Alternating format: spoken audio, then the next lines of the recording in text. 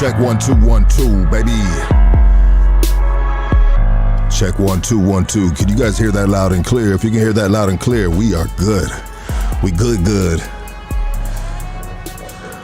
Lux on the wiggle. I don't know what that means, but okay. Julio. Check 1 2 1 2. Is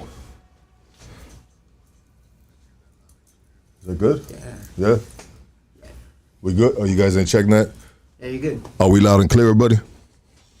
Are we good to go? Yeah, they're saying loud and clear. Loud and clear, huh? Yeah, I like that. Let me see your lighter. Yes, sir. Appreciate you. Shit. You know what, bro? If I didn't have a lighter, bro, I'd find 2 sticks and a motherfucking rock and get you a light, my G. That's love. That's love. Love is real, dog. I mean, you from a lineage of love and respect. Is that safe to say? Yeah, and it's also a privilege on my behalf. Absolutely, brother. That I don't take advantage of. Facts. Big facts. Have you ever tried this before? Gin and juice? Nah. Has Uncle Snoop slid you a? He ain't slid you a pallet yet or nothing. When they first dropped him, it was like around the time Dre got his Hollywood star. So I was at the party. It was a lot of them going around and being promoted and whatnot. But I didn't pick one up and try it. What were you sipping on at that party? Some Hennessy. Hennessy. Yeah, they had the open bar going. Hennessy and weed. Sure you heard about the freaky things to say about me. Hey, let's go. Damn, what a privilege, brother, to be in.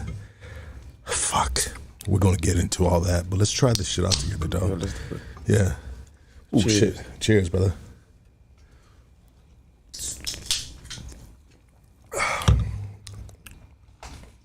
Cool. That shit ain't bad. What flavor? I got melon. What flavor you got? Apricot? Apricot. Apricot? Apricot. I ain't never said that word before. On everything. My G said apricot. Come on, man. Everybody. Peep game. Radio! We got West Coast rap royalty in the casa today, baby. I want everyone to raise up off your futons and give a warm welcome for Nate Dogg's son, NHALE. Let's go, baby! Let's go, baby! Thank y'all for having me, man. Sheesh, man. Man, dog. It's great to have you here, brother. I told you before when you pulled up right now. I told you that I grew up on your pops. Grew up on your pops' music. I mean, your pops raised us in this side of the city, right? Right. West Coast, baby. And I'm sure the East Coast and everywhere else, right? But let's just talk about the West Coast. Let's talk about Cali, baby. Man. Unbelievable.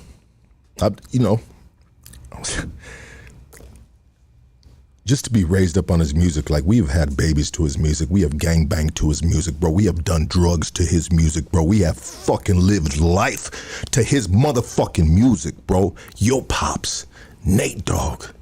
Damn. Yeah, that shit crazy. That shit crazy, huh? But what I can say is, like, when he was here, I was a baby. I'm 28. When he was here, I didn't really understand. I didn't really know,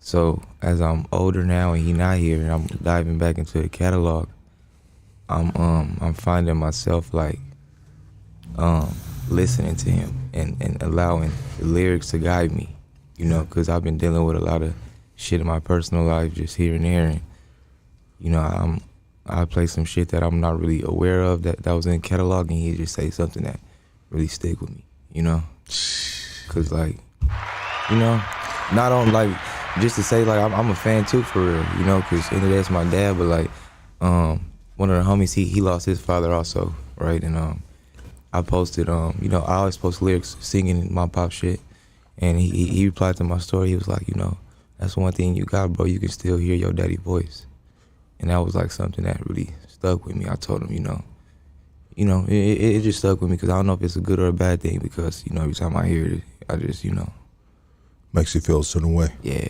Miss But a part of that is also taking the message and applying it, you know. Absolutely. Applying the message, and I think you are applying the message because I hear it in your music, right? It's got to be hard. I was just thinking about it. Like, he is a legend, Nate Dogg. Your pops is a legend.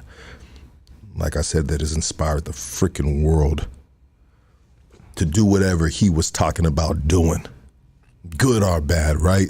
Right. It's just the balance in life, man. But it's got to be hard. I was just trying to think about it. Like, if I was you, like, damn, there's good and bad with being Nate Dogg's son, I would say. Right. You know, there's, you know, benefits. You can, bam, you're at Dr. Dre after he put the star, right? Got the star. They had an after party. You were there. Right. You passed up on the gin and juices, but you were sipping on the Hennessy. Spot, yeah. Was it straight Henny or did you mix it? It was straight that time. Straight. Damn. Born into it. Born into a world that raised up a world. Right. Your Pops died, and this isn't everything about Pops, bro, but I just want to touch on it a little bit. Yeah, and I apologize ahead of time, brother. 2011 is when, I think it was March or something like that. March 15th. March 15th, thank you. 2011, 41 years old, man. 41, was it a stroke? Yeah, you got two. He had 2 strokes. I mean, was it is it hereditary in your family, or was he just not taking care of his health? I mean, both. Okay. So he wasn't taking care of his health, and come to find out, he had something called enlarged heart. So I think it go back to like my grandpa. So he, while having that, he was drinking a lot of Hennessy, like everyday type shit. Pops. Even when he had so he was left-handed. He had like the first stroke.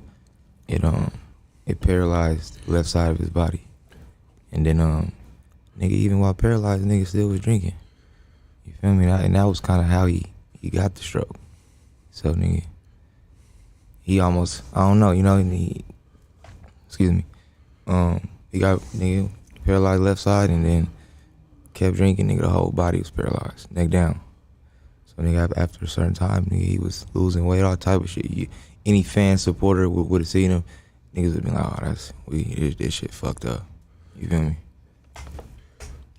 So when he had his first stroke, what was the time? How far apart was the second stroke? I'll say, and mind you, I was baby, like, yeah, for sure, you know, younger, so, but I say like 6 months, probably like a year, a year max, 6 months to a year. Okay. And so and during this time of the first stroke, and like, it's interesting that you can have a stroke, and he was at a point of his life for some reason that sometimes you can have a life-threatening thing, and it will wake you up, maybe make you do some changes or something like that. Was he going through some hard times during that period that he just kept drinking? Yeah, I mean, he was dealing with a woman at the time that had him, like, you know, kind of going crazy, I would say. And then you wouldn't even expect that from the dog, for real, but it was a little bit of that. We human, and bro. nigga a little cold in here, so that's why I'm a little. But I'm a warm up. But you know, yeah, you good. I told y'all before, but nigga over here, you good, bro. Bro, you just, man, you're in the Hoodstock's house, man, and you just, please just feel comfortable. Anything you need, like, you know, I mean, we got you. Like, we are your family right here until you get in your car and you leave, and you know what I mean. You feel that way too. I appreciate y'all, and we got you. Like a mother. We got you 1,000%, brother. So he had his second stroke. Man, I didn't even know that. You know what I thought at first? I thought he had died he passed from cancer, like he had some cancer or something like that. But he had a second stroke, and then he was paralyzed from the fucking neck down. Damn, man. Nigga couldn't talk. Nigga had to blink for yes. Nigga blink twice for no type shit. How long did he live like that till he passed? I'll say like, I don't know. I can't even tell you, a few months. Tell family like, you know, it's about that time. So was he on life support or something?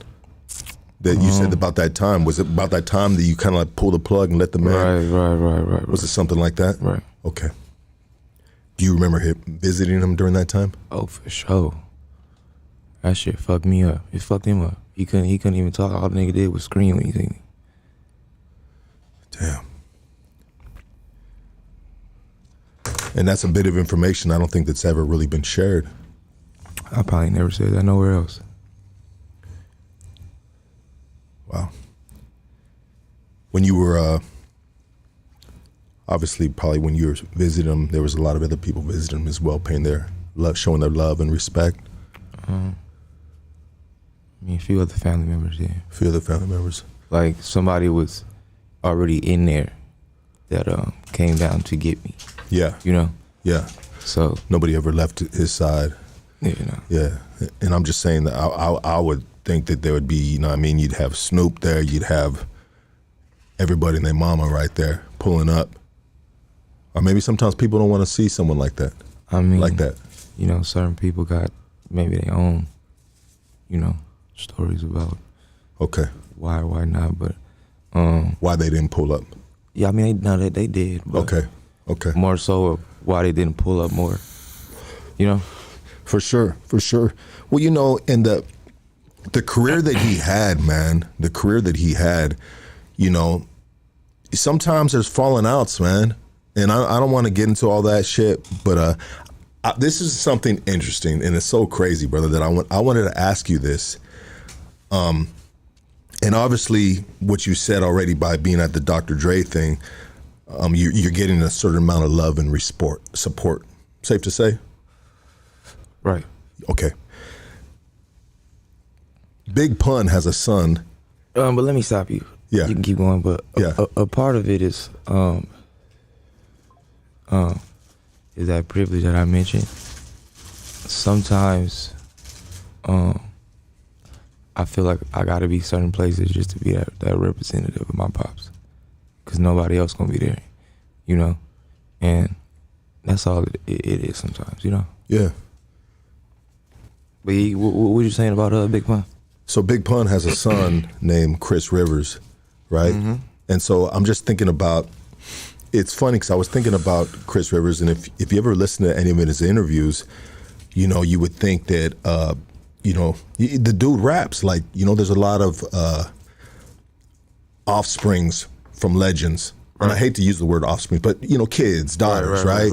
You know, and obviously they follow the family's trade, right? And if Faith Evans, singer, you know, Nate Dogg, Big Pun, Chris Rivers. So you would think the dude, there's interviews about him saying that when his pops died, that the dude was kind of like by himself, like there was no love. And I don't expect you to speak on it, bro, but sometimes. Oh, for sure, bro. You know. Oh, for sure. Nigga. Yeah. Nigga, my mama done been homeless, nigga. You and your mom are homeless? Nigga, yeah. That's crazy, bro. Like, this shit real. Fat Joe says that with Chris Rivers, he the reason why he didn't show him love, there was something going on. He didn't like the mom or something like that. Anyways, that's near here or there. But damn, it's personally, just being a son and being around, you know, just, you know, not all the way like pinpointing, but just allowing you to, you know, kind of read between the lines. A lot of business was bad back then.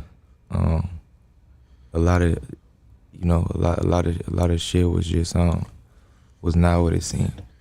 You know, that's the best way I could say it without, like, you know, 100% wanting to step on nobody's toes or nothing. Yeah, that's fair. Bad business. Yeah. And sometimes you just but you would think by now the business would be good and it'll be getting there, but it's still like, you know, as far as our side, I could tell it was something real deep there that, you know, even that trickled down to me. You feel me?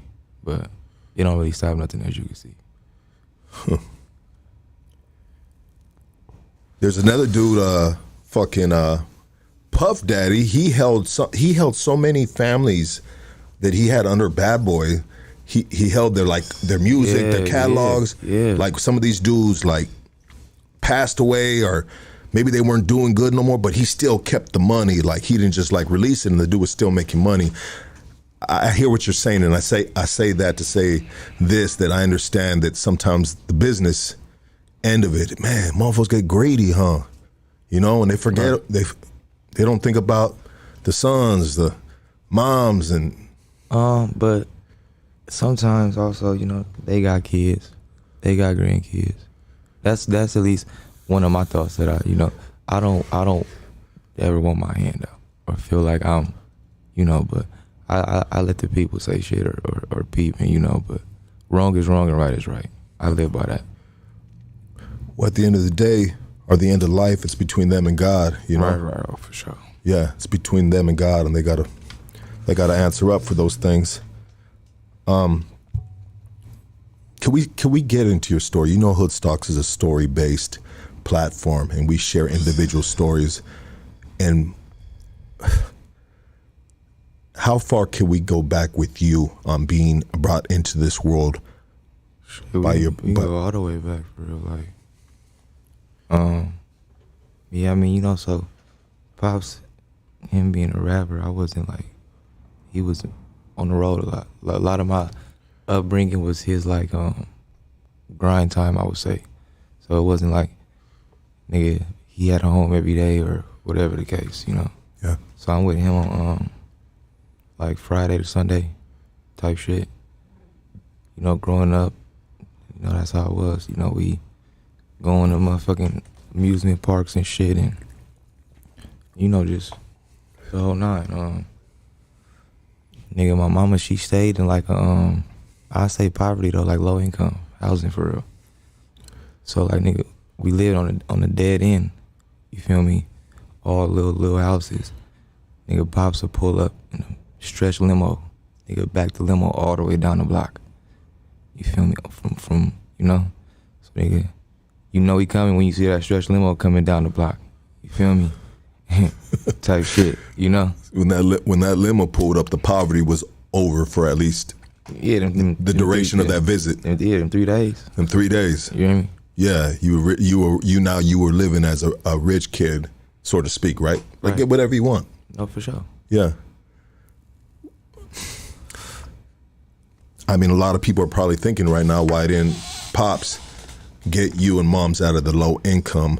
But is it because the deals were bad and maybe it was all a little bit of a front in regards to like... Right. The money didn't really start coming in yet. But even when it did, like, I'm trying to think. I don't mean that's shit. That's a question. Yeah. I don't know if it's how he felt personally about her, because I got brothers and sisters, but he treated me like the one. Okay. You know? So when it came down to like just little shit, like, nigga, and I love my brother to death, but it's like a little situation or something that happened that I'll never forget. Like, nigga, my brother was making a sandwich and he didn't put no he just put, nigga, like meat and cheese, nigga, and mustard. I go in there, I put on my sandwich, nigga, lettuce, tomatoes, you feel me, all that type of shit, because that's how my mom used to make it. Nigga, Pops got on this nigga head for not putting no lettuce and tomatoes on the sandwich. Like, nigga, you feel me, woo woo, your brother, woo woo, you know? Yeah. Type shit. Your brother knows how to make a sandwich. What the fuck is wrong with you? You feel Put me? some mayonnaise on that bitch. You know, put some green on there, man. Yeah. But your brother was from a different mom. So, like you said, it's a different kind of upbringing. And we both grown men. We both, you know. But if I'm just really sharing, like, you know, my story, the outcomes are different. You know, if you kind of you know, it's a little different there, and that's kind of like why. Okay. You know, in regards to where you're at now and where your brother's at. Correct. Did he not? I mean, I don't want to pull out the can opener, bro, and I ain't trying to pry, bro. But did he not? He didn't make the greatest decisions in his life. Is that safe to say? No, I mean he could. It's still not too late. Yeah. Is he older or younger? He older. Okay. And it ain't too late. It's just so the understanding of things. You know. Yeah. It's the business. You know. Gotcha. It's the patience. It's the all those type of things. You know. Of just understanding a lot of shit, cause a lot of the stuff we deal with is bad business, and we can't come in there and act like we from these low income areas to get the business right. That ain't gonna get nothing. That ain't gonna get nothing done. But show people they got the right ones, you know. So it's more so just understanding shit like that, and you know, top to bottom. It seems like you're what you're saying, if I'm interpreting it right, that you just understood it a lot quicker than he did. Right. You know, so you were able to navigate, and also too that Pops noticed that you were, you know, a little more on it, maybe. Yeah. Yeah, and which it go back all the way to like playing sports and shit. Yeah. Like nigga, I played on Snoop team, you know, and my brother he played on Snoop team, but nigga Snoop was my coach. So, you know, Snoop showed more love to his team, you know, than any other team that was a part of his organization. You know, the smallest shit, and that was just because I was around Snoop's son age, you know. Yeah. But it was more attention on that team, you know. So say. Absolutely. How was he, like, you know, you talked about living in poverty. It's so crazy to think this, man. And then Pops, 3 days out the week, that black limo backed up all the way down the street in the hood. Come on. Right in Hawaiian Gardens. Hawaiian Gardens. Yeah. Okay. I mean, borderline Artesia. I ain't even really like Artesia for real. Borderline. Yeah. What did he was there for you. Oh, for sure. As much as he could be there. He was there a lot. And I'm upset I didn't. I was young though, but he was there. Because if he was around, I would be able to, or I would ask a lot of questions, you know. You didn't have to ask too many because you knew you had a relationship with them. Right. Was he a patient man? With me, hell yeah. But he had a short with fuse. Me, yeah. With the dude with the mustard and the dude, your bro. Yeah, because that's what I was gonna say. Like you can see the difference, you know. Yeah. Like nigga, I never got a whooping by him before. Like nigga, he never yelled at me. I got those from uncles and shit on my mama's side, you know. When it came to Pops, like he gonna talk to me. You feel me? Yeah. He seen something in you. He knew that you were going to be the one to carry his legacy. Right. Yeah. So, growing up, I mean, was that just obviously during the height of his career, there was always that limo backing up, maybe, right? Right. And then was there times where it just kind of like disappeared, maybe? I mean, how was it, brother? Nigga, to be real, I was about, like 14, so I just woke up one day and the shit was over. And like I don't recall when it stopped. Yeah, I just know, nigga. And when 14 and he's still alive, he's doing his thing. Right. You know, or continuing with his career, but it kind of just lost contact with Pops. Nah, I thought he got sick. That's when he got sick. Right, he got sick. Okay. So until he got sick, he was always there. Right. And so for sure. so how was it growing up outside of the 3 days? I mean, what kind of life were you living? Regular kid shit, like really just playing in the street, nigga, playing basketball on the street. I remember, nigga, one time, Snoop's son, he played on my team. My boy Cordell, he came over to my crib one time in Lakewood. And I just remember, like, the nigga didn't know what was going on or what you know, like, because he thinking he coming over to, you know, his upbringing and my upbringing is two completely different worlds. You feel me? So I could just remember playing basketball on the block with the homies, and he just was all out of place for real, you know? Snoop's son. Yeah. Because Snoop always had his kids. It's love. This is just something I can recall. It's an observation, and which is the truth. It's facts. Like Snoop's kids were raised, like in his household. Like he's been with Boss Lady since they were fucking in high school. Right, and now it's not a broken family. Right, and the one I'm talking about, he doing business with Snoop now, so it ain't no coincidence on that. Absolutely. I mean, you raise your kids in a certain type of environment. You know, hopefully they gonna pick up what you dropping. Right. You know, and it's not a broken up family. You know, I'm sure it's not perfect either. Right. Yeah, but he comes and chills with you. Hey, he like, nigga, what's this? Yeah. Cause I'm in an apartment. You feel me? Yeah. 2-bedroom apartment. Did it blow his mind that you were living like that? I believe so. The nigga didn't come back. You feel me? Yeah. I was going to his house from there, you know? Which is way better. I mean, but I was already going to his house, so that's kind of how shit like that came upon, you know? How was it going to his house as a you know, a young adolescent, right? How was it going to his house and just like my daddy had, you know, houses, you know, shit too, so it was regular for real. You know, it was kind of similar to that, I would say. Yeah.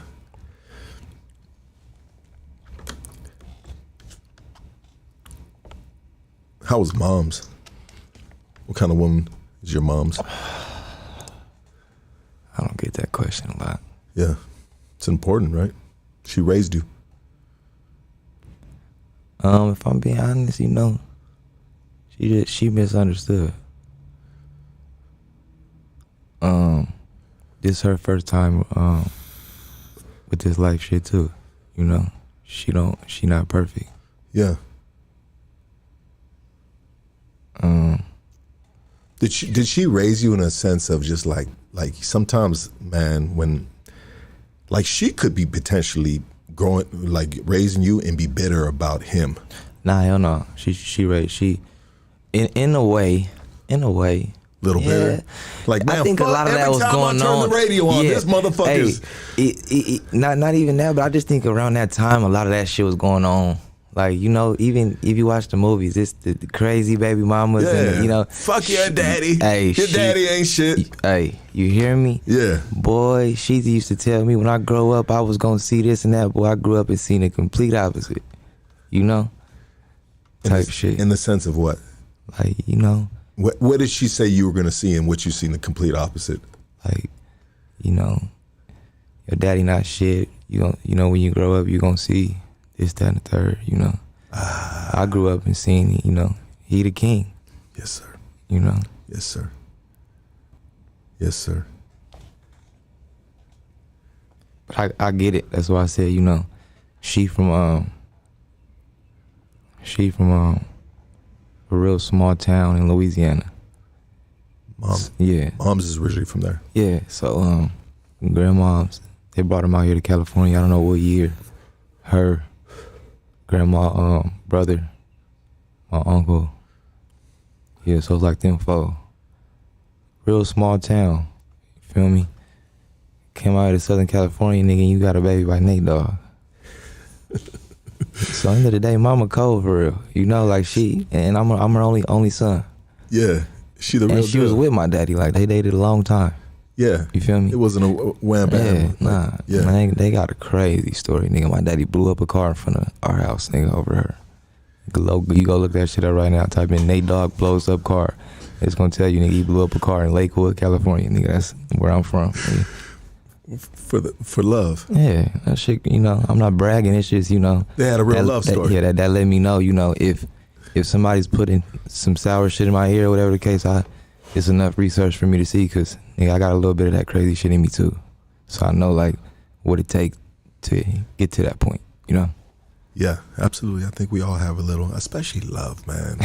When you love, brother, I mean, it don't matter where you raised up on. Like, love, man, can hurt sometimes, and love can make you do some fucking wild ass shit. Sure. Like blow up a motherfucking car. And I'm not gonna ask the details, because, like my homie said, The only nigga I can't even say that, cause he going down right now. But they said the nigga Diddy blew up Kid Cudi car.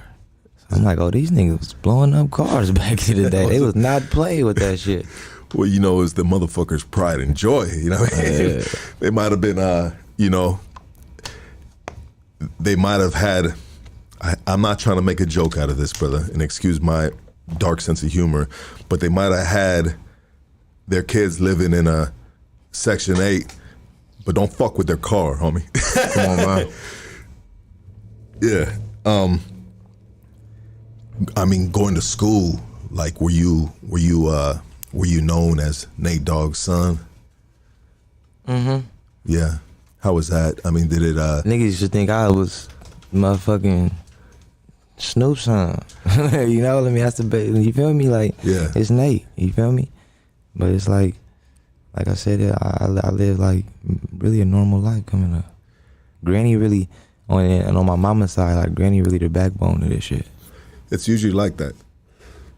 It's usually like mom's there, and especially in a lot of eras, bro. Yeah. You know, yeah. It be like that, you know. And so speaking of grandma, which is just as important as mom, oh, for you're sure. talking about backbone. Like, what did she lay down for you? What did she teach you? You know, did she teach you, you know, about God? Did she? Yeah, that's the whole nine. Like, Granny mainly, like, shit is respect. You know, like, that's her. That's probably like number 2, right after God. We Catholic though, so you know my moms and shit. We St. Albert. You know, I went to St. John Bosco and shit. That's these Catholic schools, good schools. You feel me? You know, we wasn't the best students at these places, but you know the intention was always there. You know, pure. But yeah, like, it was mainly respect. Like, nigga, you say something crazy to Granny, I remember being a young boy, nigga, I said something, just talking back. Granny took her slipper off, nigga, and threw that shit. It must have hit me in the forehead, nigga. I had a big ass knot in my forehead, boy. I'm like, oh yeah, nigga better listen, boy, you know, so. Something about them chanclas, homie. Yeah, you know. They run deep in the Mexican, the black, yeah, Latino. Come on, you hear me? She must have threw that shit so hard, and that shit come off the foot quick too. Yeah, you know I don't even know how she did that shit. That shit was crazy. How the hell you take that off your foot and hit? I was far from her. Like, that shit hit me perfect in the forehead. I had a big ass knot, you know. But you feel me? You talking back, you gonna go get on your knees, nigga. And you feel me? That's when you know, you niggas sit on your knees for real. And you can't like you can't like scrouch you down. Like, nigga, you gotta be up on your knees. Like, nigga, you can't. Nah, nigga, get up. If she look and see you scrouching down, nigga, she adding time. You feel me? Lessons come in a lot of different forms. There's got to be a part in the Bible, bro, where somebody took off a motherfucking desert sandal, bro, and just busted somebody over the head. Oh, bro. yeah, because where did that come from? Yeah, had to. It had to come from somewhere. Can I get a light, dog? We got a light over there, dog, please. Thank you, brother. Oh, man. I always like to talk about this, brother. Favorite food growing up that your grandma or your mom made, or maybe both of them? I'll say like oxtails. Damn. That's like we had a whole soul food restaurant prior to COVID, and my granny used to bring the oxtails up there every Sunday. I've never had an oxtail before. How would you define it for someone? I mean, it's just like shit, like short ribs. Say less. Just like short ribs, but okay. More shredded. Shredded, I love that shredded you know, shit, baby. More shredded than a short rib. Yeah. You know, so when you bite that shit, it's easier, you know, to chew than a short rib. Yeah.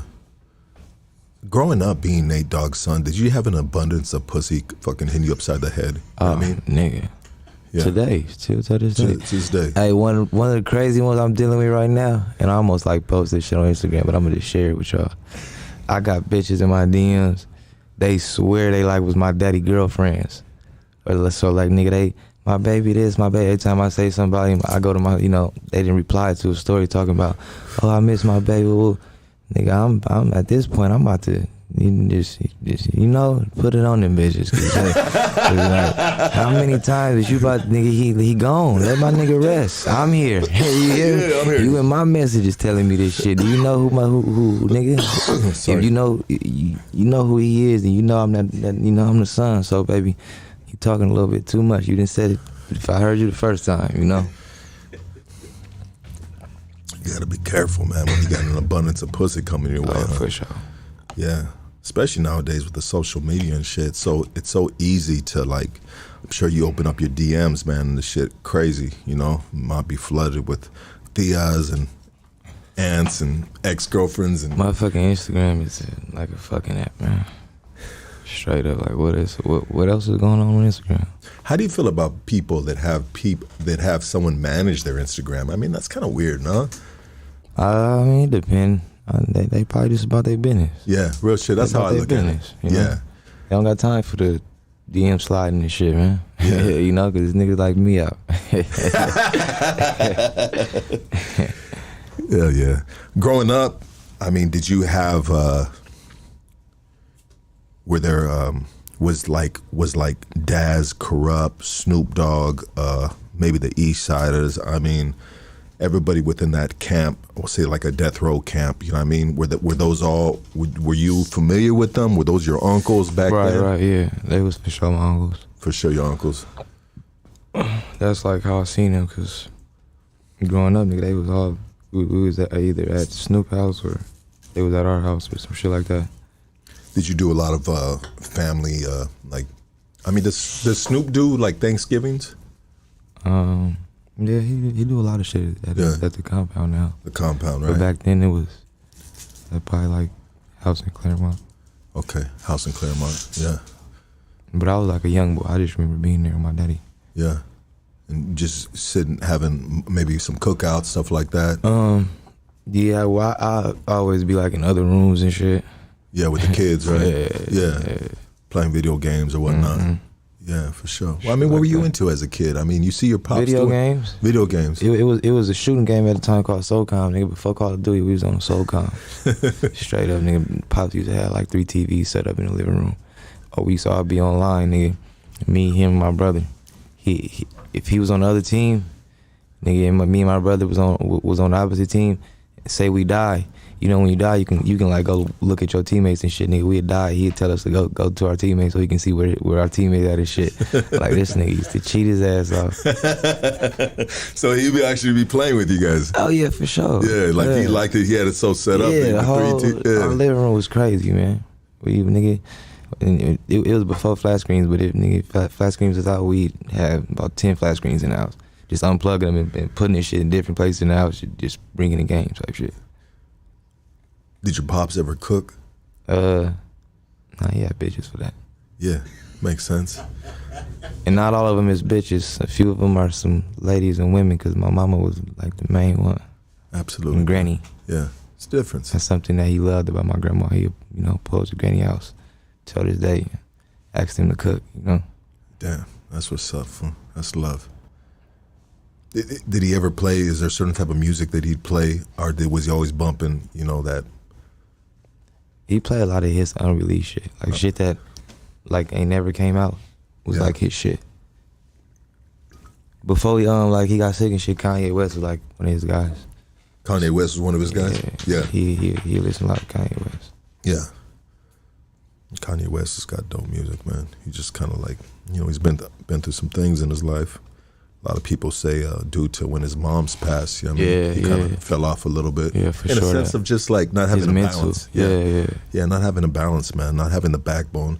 And then you get into the Kardashian family, bro, and that's got to drive a motherfucker crazy. He probably thought he was going to go in there and control and some shit. Like, nah, nigga. Yeah. Because how he is, he probably just so used to having control of the situation, and nigga, nah, not with them. Yeah, and then it's got to suck too, bro, when you think you're usually being in control of your environment, and then Bruce Jenner walks out in a miniskirt with his dick hanging out, and he's directing traffic, bro. Come on, straight up. It don't make sense. There's nothing he want to be seen with. I mean, talk about sacrificing your fucking soul, bro. But man, who wouldn't? Like Kim Kardashian, man. Like shit. Nigga, get it. I get it, but I don't think I want to pay that price. Yeah, I don't think there's I want. a price for pussy, Yeah, especially that pussy. Yeah, I'm cool. That's a devil's pussy, bro. Yeah. Your That's pops. some shit you just look at now, or whenever you just look at it and boom, 10, 15 seconds of staring, like, next one. You know what, bro? She's not even like. Back in the day, I would look at her and I'd be just like, you know what, this bitch is bad. But now she's not even. I don't even look at her. There's no attraction. She's now just an object. She's a name, bro. She's like it's weird. Like I don't. She's now the reason all the bitches got BBLs, man. Yeah, That's facts. what she is. Facts on that shit. Big facts. When your pops would play his unreleased stuff, I mean, sometimes as a kid, you don't understand the magnitude of certain things, or maybe you're just so in tune with whatever the fuck you're doing and you're into, right? I mean, did you pay attention to his music back then? Did you really that's listen like the to it? only thing that I know. I realized like today, like nigga, only thing I know is my pops, nigga, the East Side is Dog Pound. Like I only know that shit. You feel me? Like I know other shit, but growing up, like nigga, that's really all I heard. You feel me? So I remember that shit. That's kind of like why my sound is what it is. Like yeah, I'm his son, but like nigga, this is all I know. You know what's crazy is I told you that growing up, the soundtrack of a lot of us, our lives have been, you know, DPG, Snoop, Right. Nate Dogg, Warren G, Eastsiders, like, right? RBX, I mean, Right. Dr. Dre, we can keep on going, right? But man, that is really your soundtrack. I mean, talk about you are inside, you are a part of that soundtrack. That's just, I mean, there's levels to everything, right? Right. And that is the superior level. And that's, man, talk about, you know, they're icons, bro. Right. These men are fucking icons. They have raised whites, Mexicans, Asians, brothers, all the way down. Like these for sure. men, these legends have raised people that don't even know, you know? Cultures probably that can't even, languages that can't even speak, right? For sure. It's crazy, man, the magnitude of it, bro. I'm just trying to put it in words, you know? I feel you. But you gotta remember, like to me, like these is I've seen my whole life, and Yeah. you know I got family, so Yeah. it's certain little shit, and you know how family go, so Yeah. you know how that shit go. It's just it ain't the best. Sometimes it's good, sometimes it ain't. For sure. Yeah. It's hard sometimes. When your pops passed, I believe you said you were at 14 years old when it stopped. You said things stopped, and this is when your pops got sick. Is that Right. roughly correct? Okay. Right. Your pops passes. Where does your life turn from there?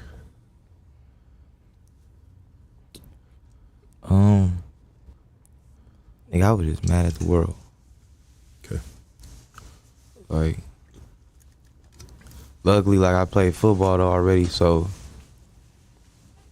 I was hella good at football, but like nigga, I went D1. I probably should have been in NFL right now, but What position were you playing? I played defensive back, Okay. corner. Say less. Yeah. But like football was like my only like little way of letting like my anger out on the nigga. Yeah. You know, so I love that shit. So, I mean, yeah, I played football pretty much after that shit happened. Graduated high school? I went to when D1 like I said. D1 up, for D1. Division One, which does that happen in high school or college? That's college. Okay. That mean like you go to one of the top colleges. What college you go to? Washington. University of Washington. And did you get a scholarship to go there? No, I got kicked out. What'd you do? I was gonna get there. But really, I was smoking weed in short. In short, yeah. Just smoking weed. I got shot, nigga, like a week before my probably not a week, I'm tripping, nigga. The day before I graduated high school, I got shot. So, nigga, I left to college probably like a month after that. Nigga, I'm just, nigga, the shit hit like by a nerve. So, nigga, medicine ain't giving me that shit. Wasn't really doing it, nigga. I'm leaning to the weed for real. So I'm smoking a lot, nigga, as I'm in college type shit. Really, cause I'm dealing with this pain and I'm not really sharing like the fact that I got shot. You feel me? I ain't even told the coaches and shit. Like, you feel me? You don't want them to know that. Yeah, you feel me? So I like, got in about a few months to go by, and I told him, like, this what happened, arm, woo woo. But at that point, it's like, nigga, I'm needing the weed. You feel me? For the pain. Yeah. Yeah. I don't want to get into too much of like street politics on your side because that's not my business, you know what I mean? Even though sometimes we do share certain things within the guidelines. But when you got shot, did you get shot because of you being affiliated? Nah, it was wrong place, wrong time. Okay, it happens. Yeah, all the time. Parties, everything. Yeah. Yeah. It's niggas I was hanging out with and caught up in some shit that other nigga was in. Yeah. Yeah, it happens. And so at this point, you kind of get kicked out. What are you, like 18, 19 years old at the time? About 19, yeah. 19. And so what do you do with your life after you recover from the gunshot wound? I mean, when I left college, nigga, I went to a JC out here. Okay. Santa Monica. Okay. Was trying to, wiggle through there a little bit. One of my coaches, he ended up leaving school I was at, going to a smaller D1, and he was recruiting. They looking for more so like, niggas like me. He knew where I was at, so he came and took me there. And it's in Montana. And I don't know if you know much about Montana, but it ain't nobody that look like me or you out there. So, nigga. Was that hard? Nigga, was it? I caught a whole motherfucking case out there. Sheesh. Drug case. Drug case. Got set up by a white bitch. And no, nothing against white people or nothing. I'm just. Sometimes they be bitches. Yeah, she was a white bitch. You hear me? She was a white bitch. That's what she was. Well, yeah, if she set you up, you know what I mean? She can't be nothing less than a. That's all she was. Yeah. You catch a case out there. And I think I heard you talk about that on one of your songs, man, about catching that case. Mm-hmm. Did they drop it down to paraphernalia or something like that? Is that the one? Or was that something else? Nah, that was included. I said that. I said I went down for paraphernalia, but that was, the scale had paraphernalia on it. Got you. Hey, I hear what you're saying now. You hear me? Yes, sir. Yeah, real. You were hustling. Mama. You were hustling. Yeah, that's what, nigga, my mama a real hustler. Like, that's really. That's where you learned that from. Mama was a hustler. That's how we was really getting by, Yeah, but you hear me. You hear your boy right here, right? I'm listening to the lyrics, bro. I'm learning about the lyrics. Bro. Oh yeah. That's hard. That's hard. Yeah, I'm playing your shit, for sure. Really trying to just tap in and shit, dog. Yeah.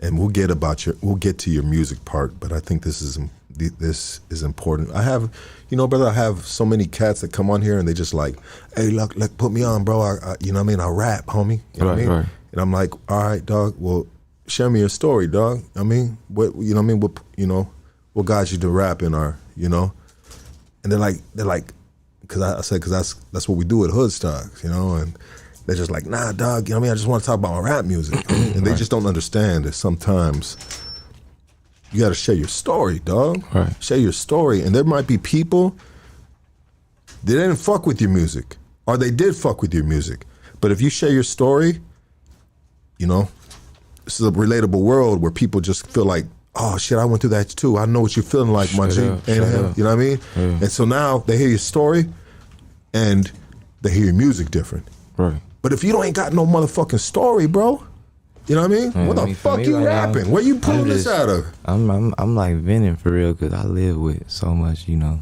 The shit I just shared with you, it's like traumatizing. So when I'm able to share it the right place and time, it make me feel good.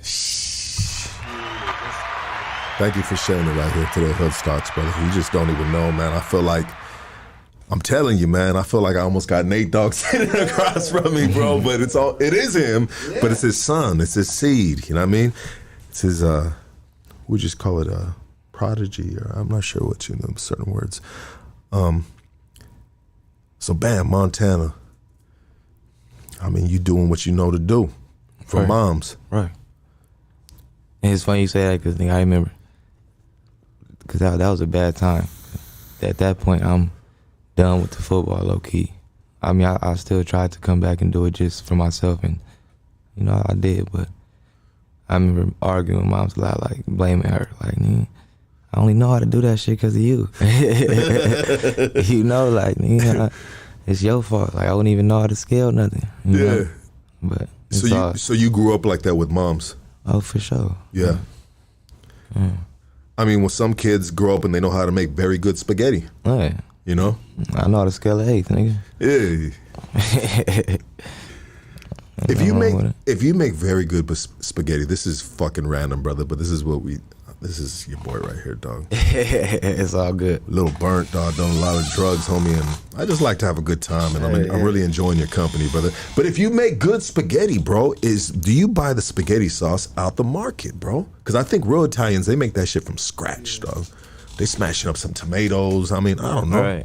I like ragu, if you ask me, dog. Straight up. That's my go-to, bro. I like the basics, man. Yeah. I do like the 5-star Italian restaurants, though. Don't get me wrong. Like, the niggas that know what they doing. Yeah. I go there and spend my money, but you been to those spots? Yeah. I ain't been to those spots. Yeah. I mean, the only Italian restaurants I've been to is Shakey's, Little Caesars. What's the other one? Olive Garden. Olive Garden. I love Olive Garden, nigga. Ain't no wrong with that. Olive Come Garden, on, bro. I love that. They got a little. She like the fettuccine. Yeah, they got some shit called something in Italy, Trio Italy, something. You get the fettuccine, you get the. Come on, man, all three of them. That's a 5-star meal. It is. So okay. So does Olive Garden compare to some of these 5-star joints you've been to? Nah. Well, cause some of them they really Italian, so they really down to the T of what you eating. You know, from the shit you just described. You know. Well, sometimes there's good in different sections. Like we'll say like this. I want to use this as an example. We were talking about it. Like you can go in and out and get a certain type of burger, right? You can get the animal style, and that shit is delicious. But we can go to Tam's down the street, homie. We can go to Troy Burgers, bro. Like help me some of the other ones in the hoods, bro. Yeah. And you can get the motherfucking the bacon cheeseburger, homie. Oh man, fire, you bro. Hear me? We still doing that. I mean, you better tell my boy right here. We are still doing that. Shout out to Omega Burger. Not like they gonna watch it, but that's our spot. You hear me? Omega Burger. Somebody I think Omega Burger just fucking left me a comment on when we were talking about the burger thing on Instagram. Hey, get with them. That's our spot. They got a few locations, man. Just how you talking. They gonna do that. They gonna do the bacon burger well done for you. You hear me? Yes, sir. I like my shit well done, bro. Yeah. Fresh, and then they give you that big bag of fries. Don't talk about the fries, man. When they give you that big bag of fries, that white bag, bro, and then they fucking put that fucking seasoning in it, dog. Come on, man. Why would you want to go to anything outside of that, or even the McDonald's ain't fucking with that?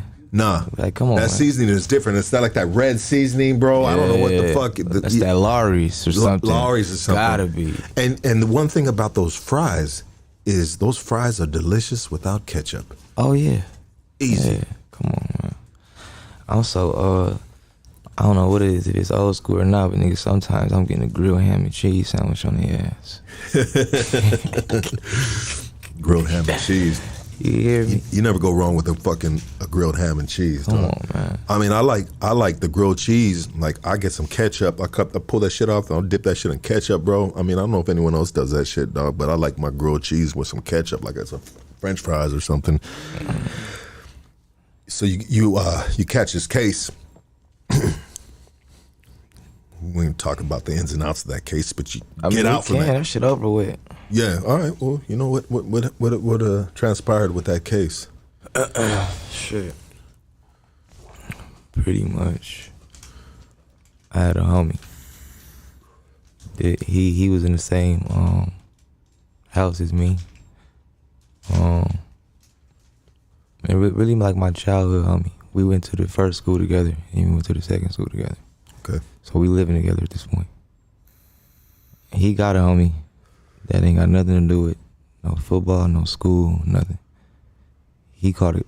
The other homie, he caught a case driving through Montana. So they wanted him to stay in Montana until his court day. Boom. Coincidence that my boy, my childhood friend, was coming to the school like within that same week, moving in with me, yada yada. He asked my boy if he could stay with my boy. My boy like, nigga, I'm staying with NHALE. You feel me? So I'm like, what, y'all both can come. So boom. They both come. Nigga, me and the homie, we on scholarship. That's how we getting paid. Okay. The other homie, he not on scholarship. He just trying to thug it till that court day come. So he got, nigga, he a hustler. So he come with what he come with. And he trying to get that shit off. But he ain't from Montana. He don't go to school out there. Nigga, who we gonna get it off to? Yeah. So he like, y'all niggas help me get it off, woo, woo, woo. And we like, nigga, why not help him get it off if he can help, you know, with the bills, whatever the case, you feel me? Yeah. So boom, we go to school, nigga. You know, y'all need woo woo, you need woo woo. I tell it to a little bitch in the class. I don't even think I told her. I think she heard me tell somebody and like hit me later. So I think I was saying I had like pills or something though. The bitch hit me like the next day and asked for a zip of weed. I ain't say nothing about no weed to her, nothing. She like, man, you got an ounce of weed? You feel me? Woo woo. I'm like, yeah, I'm asleep. I wake up out my nap, whatever, to the message. She like, ounce of weed, woo. I'm like, yeah, yada yada. Go back to sleep. Nigga, I wake up to the door being kicked in, nigga. Jeez. Nigga, all I hear is on the ground, woo woo. I got my two big ass pit bulls in my room. These niggas just started barking. You feel me? Yeah. They open the door to get in my room. My pit bulls is right there. So they like, nigga, pointing the straps and my pit bulls on, you feel me? They act like they know, like, nigga, hold on, what's going on? So nigga, they put the pit bulls in the cage, close the cage. I'm like, nigga, what's going on? I'm still lost on what's going on because I didn't sell this bitch nothing. Yeah. You feel me? Nigga, she didn't come get the zip. They probably just like, oh, they had word that I said I had a zip in here, so they probably knew that they was coming for that. They're coming on a drug bust. You hear me? Yeah. No zip, whatever. Nigga, okay, boom, take me to jail. They also take the homie to jail, my childhood homie. But the homie that we was moving the shit for, he was nowhere to be found. Not like niggas was like, but you feel me? He just didn't come around. Yeah. So I mean, yeah, nigga, that's really just how you know how we went down. Yeah. Yeah. As far as you know, you're able to nigga do whatever you did with that case, get it out the way. Yeah, this shit was in 2017, 18, maybe, I don't know. Yeah. But I just got out of probation probably like last year. Good for you, bro. Out of the first sentence. Congratulations. Stay out of bro. trouble. Yes, You know sir. what I mean? Yeah. And so what do you do? What did you do from there? Obviously, you said you stayed out of trouble. You had, you know what I mean? You had papers on you in regards to having to. I really didn't stay out of, like, nigga, it was hard. Like, nigga, I was in a lot of shit. Like, Yeah. that shit was hard.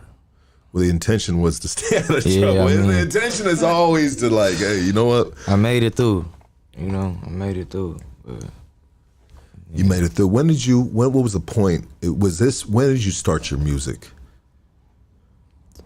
so when I was in college, I always had the studio set up in my dorm Okay. or at the crib. Like, we always was fucking around with it.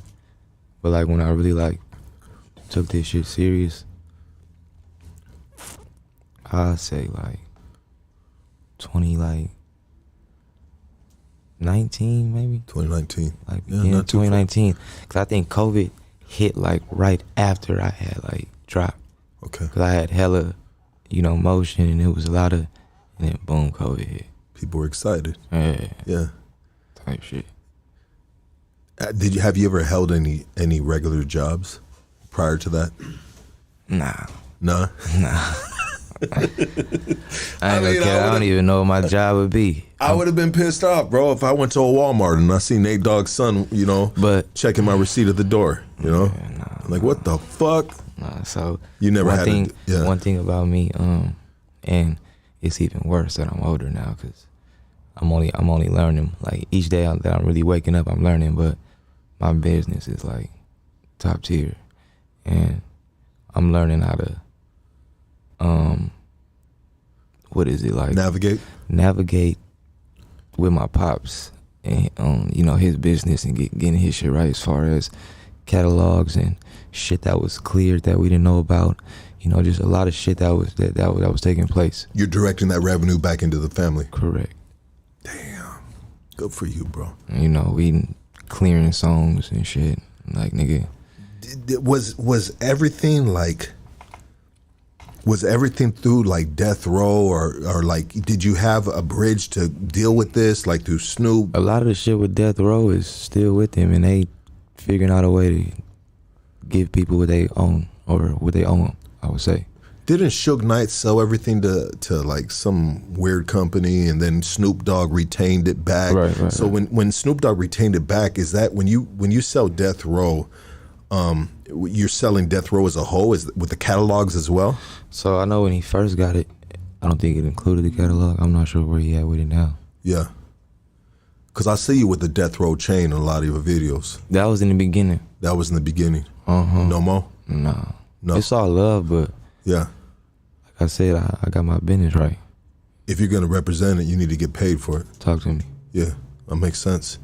Or even pay my, Give the money back through Pops, right? Is that what you mean? Yeah. Yeah. It was like what we owe. You give we us own. what you own, yeah. Yeah. Whew. I knew this was going to be deep like this, brother.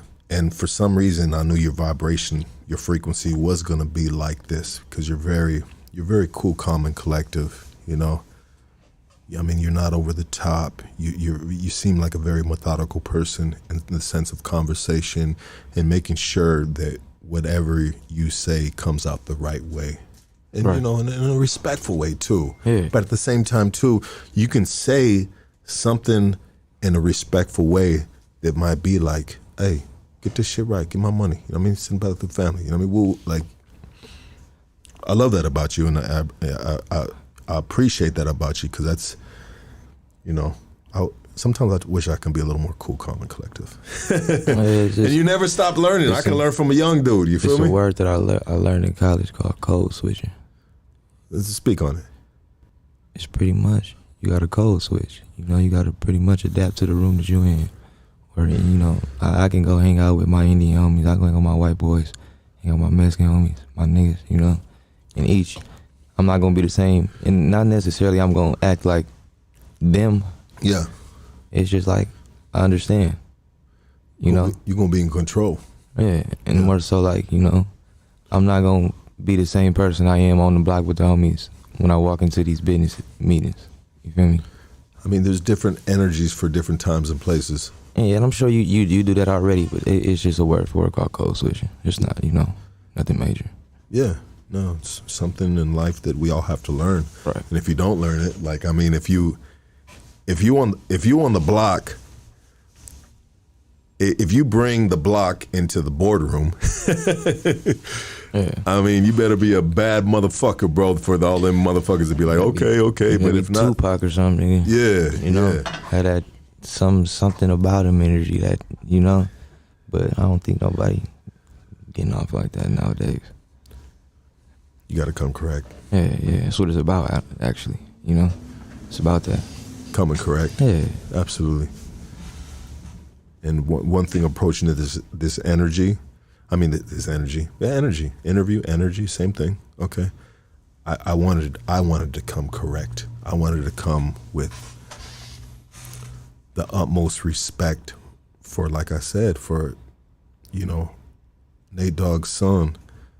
Respect back to you for acknowledging it the way you do too, my G.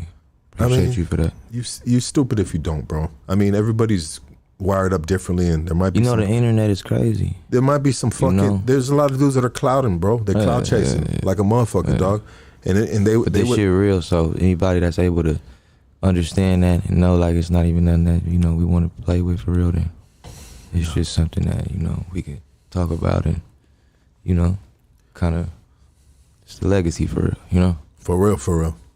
And I respect it. I respect the legacy, You start doing music. You said you had it set up in your college dorm. My dorm, yeah, about like 19. Yeah. 18, 19. You start doing the music and shit, and obviously from what you started doing, you picked up the blueprint from Pops, and you said, let me keep this fucking shit going. Right.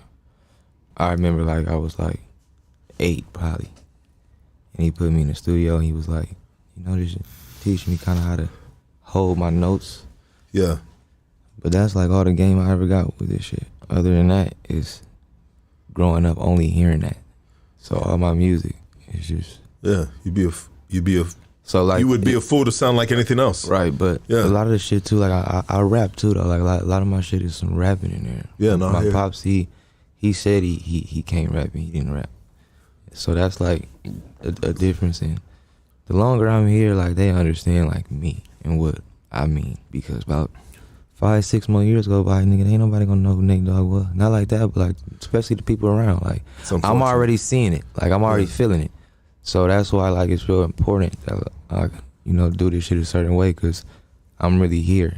In the sense that I make money off this shit. You living off this shit. Yeah, and then the business on my end is top notch, and then we got to get his shit right. Absolutely. And I hope you are able to accomplish that, getting his shit right, making sure those. We had a Zoom call this morning actually with a dude. We looking to be the manager because our estate supposed to close in like a month. So nigga, when my pops died, he didn't have a will. You feel me? So you ain't got no will, nigga. The state they appoint you, like or the court appoints you in the state or an executor. And that's pretty much, nigga, high ass. Nigga, you paying, but what, like I don't know what we paying, but basically you getting taxed. So we've been getting taxed for like 15, 16 years. Since he been dead, we've just been paying like a random person to control everything Nate Dogg. And really that just mean it's a lawyer that the judge appointed to answer the phone. And who's receiving those residuals? I mean, we get whatever he, Yeah, okay. That should get distributed to us the way it's supposed to, but it's to a sense like, or to a point where we don't need no, we don't need him. Yeah. No, we need a manager that we hire. Say less, yeah. And then we might not even need that because it's so many. I know the game, and it's not just me by myself. But that's exactly where we at right now. Are you? Yeah. We had that Zoom meeting this morning with a manager just to see if he maybe gonna be the guy, because we got court coming up. Absolutely. Well, I pray that you get that right. Are you an independent artist? Yeah. Independent. Go through what, like an Empire thing or something like that? Nah. Just a distro kid or something? Yeah. I got distribution, so I got I like Distro Kid because it made me believe I'm getting everything. You feel me? But, I go through. I've in the past, bro, I've uploaded music through Distro Kid. Yeah. I mean, I got distributions and shit. The company's foundation, and we got our own distribution company and shit. But yeah, I like doing the Distro Kid for real. Yeah, absolutely. Shout out to Distro Kid, baby. I mean, make a motherfucker's dreams come true and fucking talk about like. I actually want to talk about the independent game for real. Yeah, let's talk about it. Cause it's something that I got the game from the nigga Russ about 3 years ago, and I really applied it. Russ, the rapper? Yeah, I don't listen to his music, but I listen to his advice. Yeah, like you said, he's a genius. Some guys that they might not like the music, but they might like the game. The game for real. So he gave some game a long time ago, and I mixed that with a little bit of the credit card game that I got from YouTube University. And nigga, I can LLC, EIN, Sir. register that shit, boom, boom, bank, tell them you do this. They search your NSIC code, you match it with the business you say you do. They ain't tripping on no business phone number, and not tripping on the business address. Give them the address, give them your home address if you're working at your home. Yeah. They don't know what the inside of your home look like. You can tell, they're not gonna ask them questions for real. Yeah. If it's a home, all right, it's less funding you gonna get. But nigga, that respect the game. That's really where you at. You know? So that's what I do with hood stocks, right? I got went through LegalZoom or something like that. Got all my shit right. Right. But I didn't know there was you can get funding from it as well. Are you serious? Bro, I'm telling you, dog. I learned everything on YouTube. Me too. I've been doing, too. You good? You good then? You good? But I ain't learned good. it all, obviously. Man, I probably got like 80K in funding right now. Damn. And I don't even know. Like, it's really this simple. Like, and you, what you doing is, nigga, they gonna fund you for the camera. They gonna fund everything you see here is about to be, it's fun. It's gonna get funded. You know, it's simple as, and it ain't no, like, it's simple as this. And you got the basics. I'm gonna just say it again for the listeners who don't, and this may be their idea and they plan.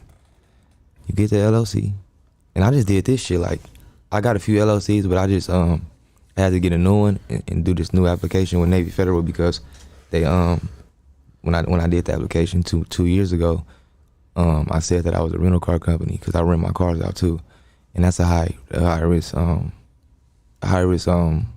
know, I can't think of the word, but pretty industry. Yeah. So they got things that's high risk where they won't fund because, you know, if it's rental cars and nigga rent your car and crash it or steal it, that's just shit they don't want, a bank wouldn't want to deal with. So you consider high risk. So I had to go get a new LLC pretty much because end of the day, I needed this funding. So long story short, the first LLC was called Next Episode LLC. Straight like that, Next Episode LLC. That was red flag in the system. But that's the name of your album as well. Yeah, but that's my record label also. Okay. So it was called Next Episode LLC. That's a red flag though. End of the day, that's the name of my label. But so I want to use that. I had another LLC called Next Episode Records LLC. This one didn't have an EIN number. This one is not red flagged.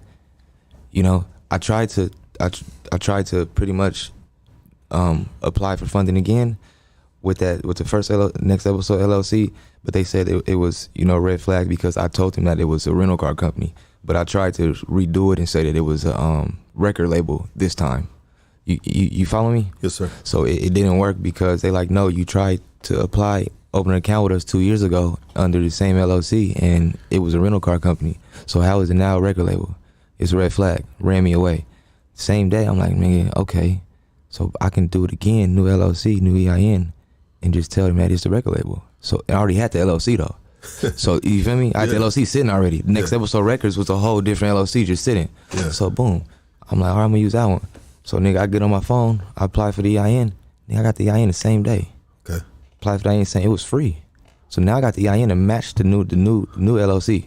You follow me? Yes, sir. So now the new LLC matched the EIN. Now I'm a whole different. Now I'm a person now, not a bank. No, I'm a person. So now I can get on my phone and apply for this new business account with Navy Federal and tell them that Next Episode Records is the record label. And tell, you feel me? Because this is a different LLC. It's not going. That one ain't red. The name is a red flag. You feel me? Yeah. So at that point, boom, did it again. I got approved like 3 days later. So now I got I got a few business accounts, but now I got another business account with Navy Federal, and I ain't got the funding yet. I just put a 20 piece in that account. Nigga, let the 20 piece sit.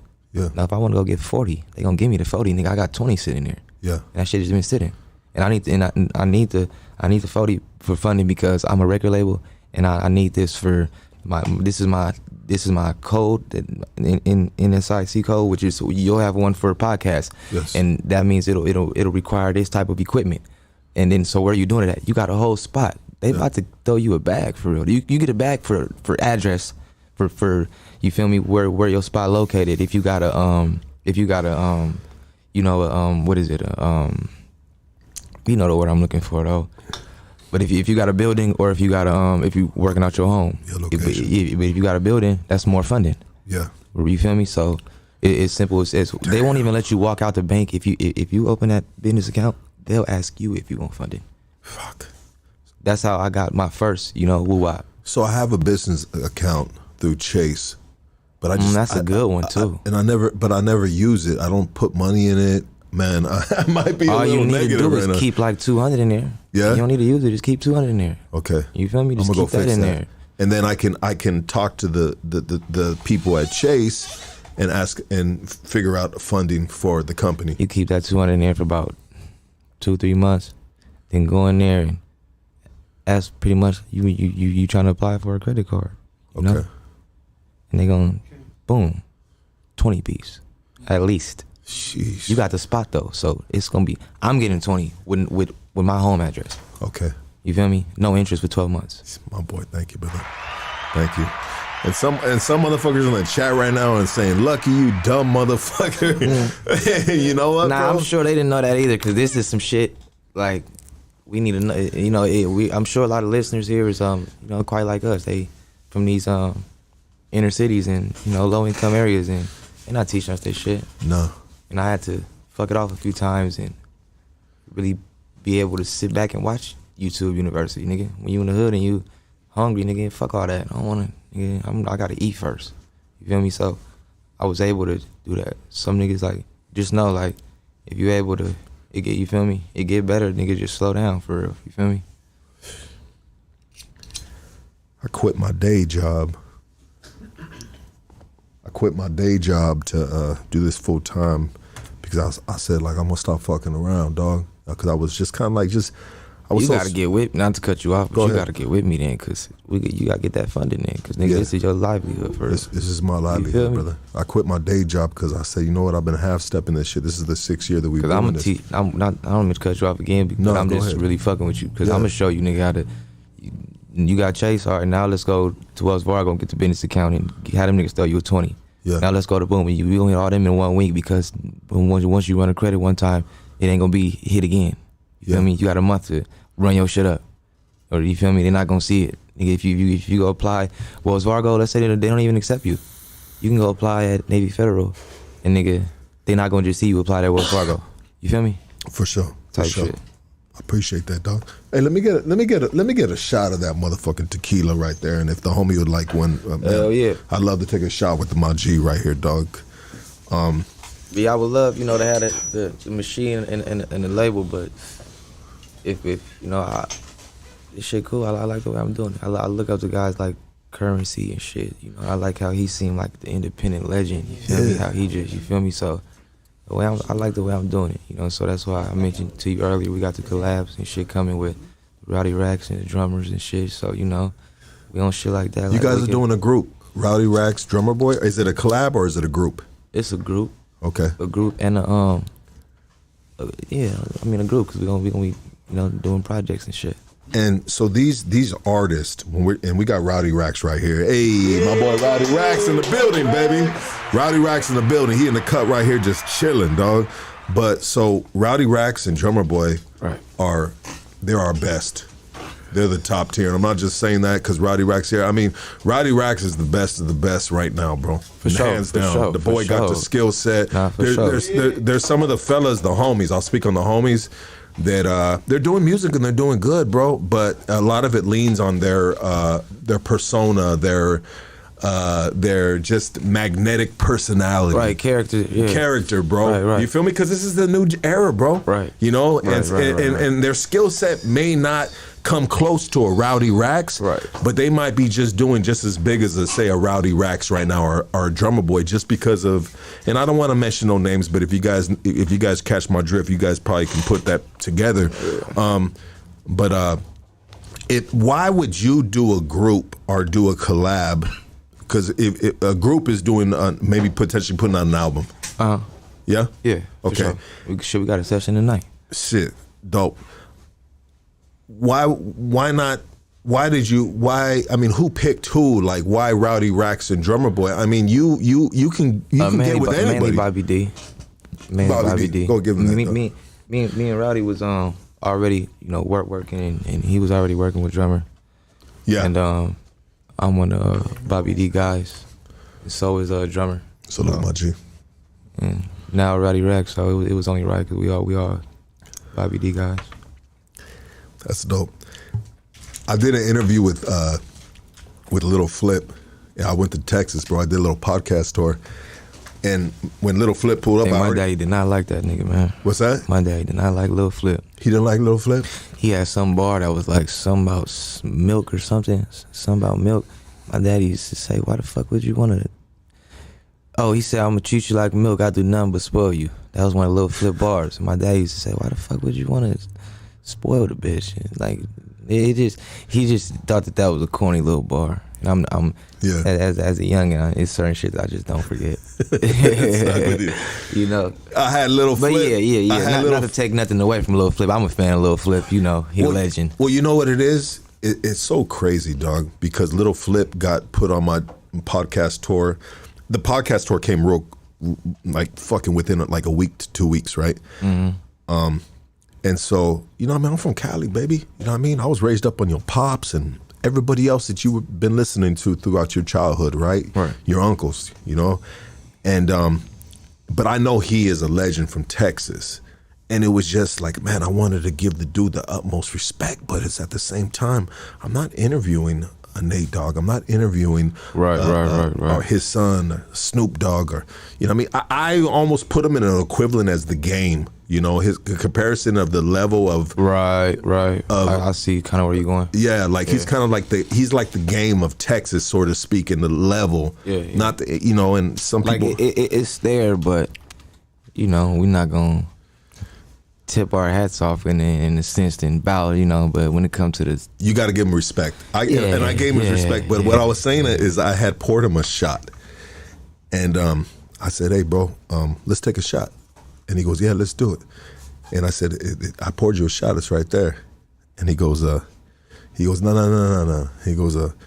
give me the bottle. You know what I mean? I pour my own shot, you know? That nigga thought you laced him. Yeah, that's what he was saying, bro. Like, what? You don't know what you put in his drink? Well, come on, man. Type shit was he on? Well, he just said where I come from, you know what I mean? I get it, because they sip that lean shit heavy, too, so it's probably some whole deeper meaning to that shit. You feel me? Like, they ain't letting a nigga pour nothing for them, you know? Well, my response was is like, hey, bro, the Bill Cosby interview was before you, bro. That's over with, yeah. But anyways, you know, I respected him, bro. You know what I mean? And I said, well, shit, here's the bottle, my G. Whatever it takes you to take the shot and, you know, feel comfortable. You feel me?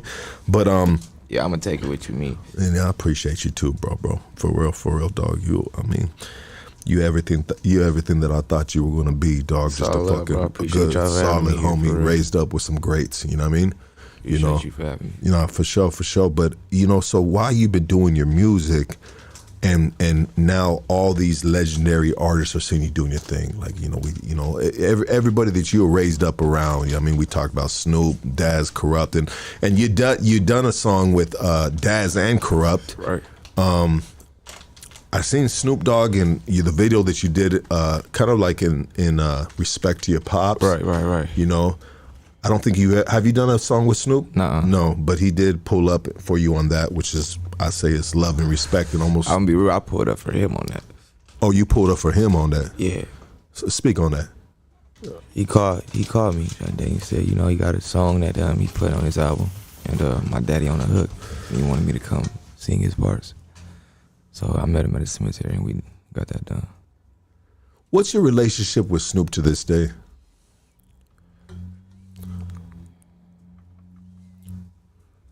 I love him. He was like my coach. Yeah, it's football, right? Yeah. So you guys got a deeper. You got your own relationship. I was just gonna say that. Like, yeah, it's kind of like a little deeper there. Yeah. You know? I can't. When it come to me, he ain't show me nothing but love for real. It didn't been times where I didn't been just mad at the world. I would say I don't be like that no more. But in my past, and especially like when I first started, yeah, you know, and he probably like wouldn't even You know, it was a lot of inner shit. You know, before you seen that video with me and him. You know. Yeah, there's inner stuff. Yeah. Like, you know, maybe a little bit of resentment, maybe. Right. At this point, I kind of understand. That nigga grandpa. Yeah. Like he's like my G. Like, I got my own responsibilities. Like, he ain't gotta even tell me that. Yeah, for sure. Yeah. You feel me? Yeah. His kids is my cousins. I talk to them niggas. Yeah. I follow them niggas. I'm seeing what's going on. You feel me? You know. But to the people though, in the end of the day, it's like, nah, the nigga, this Nate Dogg. You feel me? You feel me? With you. Yeah. Yeah, 100%. You know, end of the day. They give you the respect, like, hey. Yeah, like end of the day, you know, this should be included, or at least, you know, after that, what about this, or you know. So hopefully we get to that.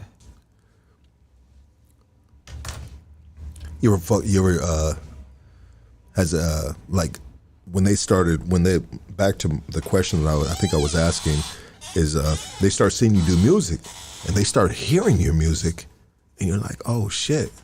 Like, the boy got the cadence, the boy got the voice, the boy got the melody. The shit sound dope. I mean, it must have been a trip for a lot of these dudes that maybe there was bad, not bad, but just like think that, like, maybe they weren't really necessarily supporting you at a point where there was a little bit of resentment or maybe business or this and that or detachment because they had their own families to take care of. But when they start hearing you do music and they're hearing, like, is it safe to say they might be hearing Nate Dogg and NHALE?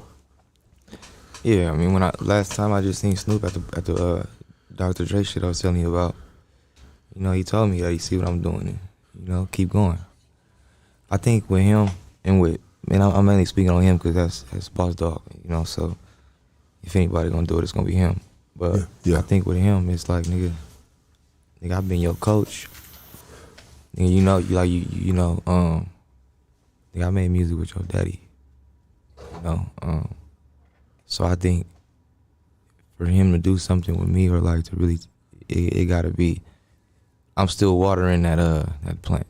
Absolutely. You know, it's a plant though. Yeah. It was once a seed. Yes, sir. And there's no rush on that. So I can't, because at times I have just wilded out and been impatient. Yeah. Like, what's up? Huh? Yeah, like, yeah. Damn. And not even on no shit like that. And maybe took a different angle. But know that if maybe he did that, it would make me feel a little better. You know? For sure. Support. Yeah. Support is key.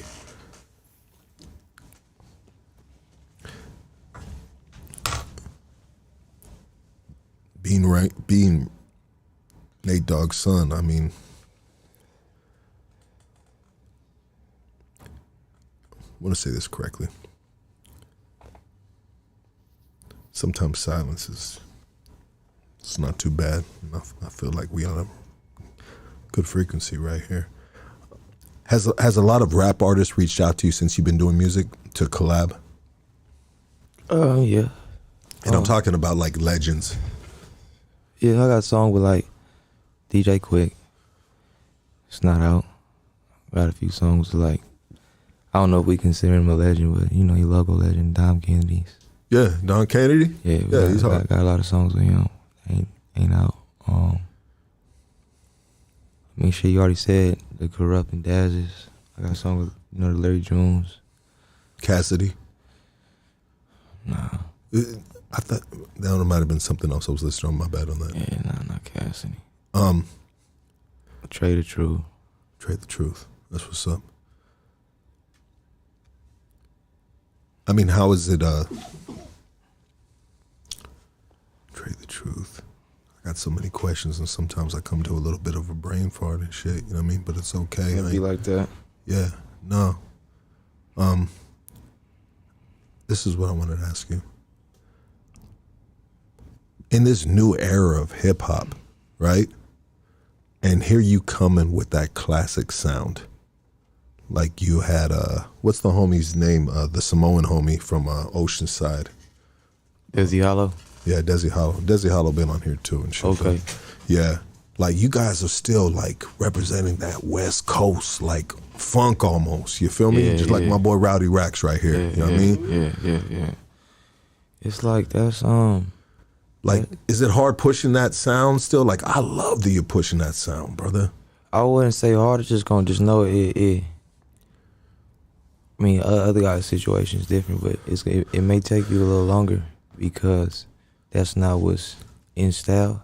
Yeah. But right? with so many niggas doing it, it becomes in style, and I think that's the part that we gotta do more of. And the Hispanic artists is doing a lot of that, collaborating with each other, and you know, and knowing what it's about, and knowing it's about me working with you, you know, and then me work with you. That shit is important. Yeah, so I think. It's so interesting that the way back to you, Drummer Boy and Rowdy Rax. You know, I mean that you guys are, you know, doing this collaboration or this group, man. It's just, it's really interesting that a lot of.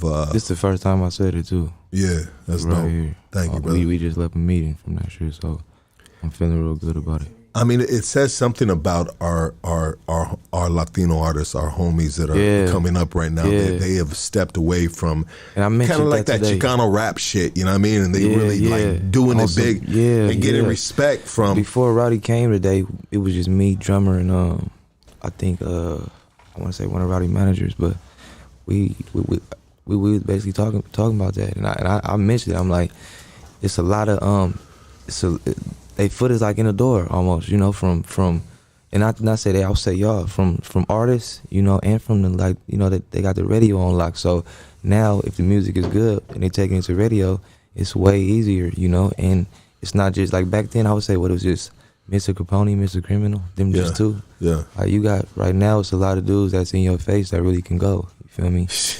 Ain't lying. And and I'm noticing that more on, you know, like just because I'm paying attention. You feel me? Have you, and Spock, back to talking about, and thank you for paying attention, brother, and giving these brothers their flowers and making those moves, because I would say for so long in regards to homie rappers, Chicano rappers, Mexicano rappers, Latino rappers within this side of the town, there's been a ceiling on these dudes, because I think in the beginning there was just kind of like, you know, it was a subculture type of music, bro, that really didn't align with. So growing up, bro, like in the 90s, like, homie, you put some Chicano rap on my shit, homie, that shit getting flown the fuck out, bro. We bumping nothing but, you know, that West Coast gangster shit, and the, you know, the Bay Area had all the bangers, bro. You know what I mean? Sibo and fucking, man, the list is deep with all them dudes and shit, killing. But what's important, not to cut you off, no, go ahead. I'll follow your drill, but what's important about me and why I make sure I'm, you know, tapping in with the right folks and reading the room and understanding is, my pops did that shit. He was the same way. Yeah, like I remember being at the video shoot that he did with Mr. Capone, and you feel me? He had the Mama Mia song with Mr. Criminal. That was a banger. I'm sure a lot of ladies know that one. You know. Yeah. You know, so it's something that I kind of grew up seeing, and something that he did. And a lot of his formula is like just, I want to make the family formula, you know, like something that we known to do, you know, type shit. The family formula, is that what you said? Yeah. And the family formula, I would say, if I'm interpreting it right, would be something that you can play at the family fucking barbecues, the cookouts. Oh, yeah. Something that's gonna make the fucking tia with the fucking saggy ass titties, you know what I mean? Yeah. Bop, bop, bop, you know what I mean? That's when the foundation all just come together, you know. That's what it's about. It's that feel good music. Yeah. And you doing it. Has being the fact that now they're seeing these record labels. I mean, we'll talk about the big, you know, the machines, right? They're seeing you doing your thing now. This is Nate Dogg's son coming with that with that flavor, right? That essence of great music, of timeless music. You know what I mean? Timeless music is important, right?